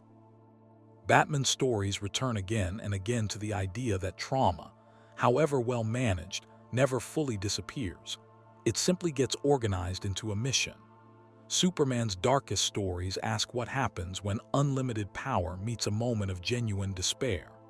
The Joker exists specifically to argue that stability is fragile, that anyone might be one terrible day away from a different life entirely. Swamp Thing questions whether identity can survive the loss of the body that originally held it. The Dark Multiverse suggests that every act of heroism sits right beside its own darker, failed alternative. There is also something to be said about mortality itself, and how consistently DC's most affecting stories choose to actually let death matter, even temporarily, rather than treating loss as something instantly reversible. Barry Allen's original death held meaning specifically because it lasted. Jason Todd's death mattered because Batman had to live for years without ever getting the chance to make it right. There is also, running quietly beneath all of it, a recurring meditation on responsibility and on how heavy that responsibility becomes once a person has genuinely accepted it. Nearly every disturbing DC story we have discussed tonight involves a character who could, at some point, have simply walked away. Batman could have stopped after his back was broken. Superman could have stepped back from humanity after Doomsday. Hal Jordan could have let his grief over Coast City remain private rather than letting it consume the core he had sworn to serve. None of them walk away. That refusal is, in its own way, the most human thing about any of them, and also the thing that makes them most vulnerable to exactly the kind of story we have spent tonight exploring. Ultimately, these stories endure because they take characters built to represent our best possible selves and ask a difficult, honest question. What would it actually take to break someone like that? The answer, across decades of comics, is almost never a stronger villain or a bigger explosion. It is grief. It is betrayal. It is the slow, quiet accumulation of loss that no amount of power can fully protect against. There is also something worth noting about why these stories tend to land so much harder in DC's particular corner of superhero fiction specifically. DC's flagship characters, Superman, Batman, Wonder Woman, are often treated, even within their own stories, as something closer to modern mythology than ordinary fiction, archetypes representing hope, justice, and truth in their most idealized form. Precisely because they are held to that standard, stories that manage to genuinely shake them carry a heavier weight than a similar story might carry for a lesser-known character. Watching an archetype bend, even briefly, says something larger about the ideal itself, in a way that watching an ordinary character struggle simply does not. And perhaps that is the real, quiet thesis running beneath every story we have covered tonight. These characters were never meant to be perfect. They were meant to be aspirational, which is a different thing entirely, an ideal worth reaching for precisely because it is difficult, and because reaching for it costs something real. It is also worth noting how consistently these darker stories have been produced not by writers looking to tear these characters down, but by writers who clearly love them, using darkness as a tool to better illuminate what makes the underlying hope worth protecting in the first place. Alan Moore's Watchmen exists, in part, as a critique of superhero fiction's easier assumptions, but his work on Swamp Thing treats its central character with genuine tenderness. Frank Miller's grim, weathered Dark Knight Returns nonetheless ends with Bruce Wayne choosing to keep going, training a new generation to carry the mission forward rather than simply giving up.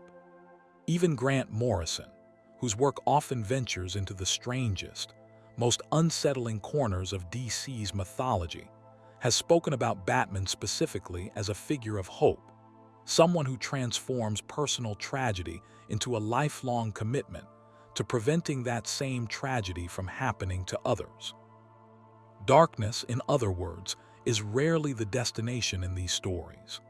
It is the terrain the characters have to cross in order to arrive somewhere worth reaching, and the fact that DC has been willing, again and again, to let its heroes actually walk through that terrain, rather than skipping past it, is a large part of why these particular stories have stayed with readers for so many decades. There is one more thread worth pulling on before we close: the question of why audiences return to these stories voluntarily, night after night, book after book, when so many of them end in grief rather than triumph. Part of the answer may simply be that darkness handled with care functions as a kind of rehearsal, a safe space to sit with fear, loss, and moral complexity from a comfortable distance, without any of it actually costing the reader anything real. Watching Batman break and rebuild himself, watching Superman face the outer edge of his own restraint, offers a strange kind of reassurance precisely because these figures, built larger than life, still find a way through. If they can carry that weight and keep going, the stories seem to suggest, quietly in the background, then perhaps the weight each of us carries individually is not quite as unmanageable as it sometimes feels in the middle of the night. Chapter 20: A Quiet Ending. We have traveled a long way tonight, through flooded alternate worlds and cosmic entities older than light itself, through asylums that never seem to heal anyone and cities that seem to breathe with a sickness all their own. We have watched heroes broken and slowly rebuilt, villains born from grief rather than simple cruelty, and endings that refuse to offer easy comfort. It is worth remembering as we come to a close that these are still, underneath everything, stories about resilience. Batman keeps standing back up. Superman keeps choosing restraint, even after everything he has lost. Even Jason Todd, forever changed by what was done to him, never fully disappears into the darkness he was handed. The stories linger in these darker corners not because darkness is the point, but because it makes the moments of genuine hope, when they arrive, mean something real. Think for a moment, back over everything we have walked through tonight. A boy who lost a mother he barely had time to know. A doctor who built an asylum out of love and watched it consume him instead. A ring that runs on courage and fails exactly when courage runs out. A multiverse stacked with every failure any hero never quite had, sitting patiently just beneath the surface of the world we know. None of it was ever really about monsters. It was about the ordinary, human shapes those monsters so often started as, before circumstance or grief or a single unbearable night pushed them somewhere else entirely. Somewhere out there, Gotham is still standing under its usual gray sky. Somewhere, a light is still on in the Fortress of Solitude. The universes we have wandered through tonight will keep unfolding long after this story ends, filled with new dangers and, eventually, new victories. If you drifted off somewhere in the middle of tonight's journey, that is exactly as it should be. There was never a test at the end of this, no plot to follow to some final twist, no cliffhanger waiting to snap you back awake. These stories will still be here tomorrow, in exactly the same order, in exactly the same worlds, waiting for whenever you feel like returning to them. Gotham will still be dark. Krypton will still be gone. And somewhere, in a quiet corner of a cave beneath a manor most people will never find, a light will still be burning, low and steady, the way it always has, long after everyone else has gone to bed. Sleep well.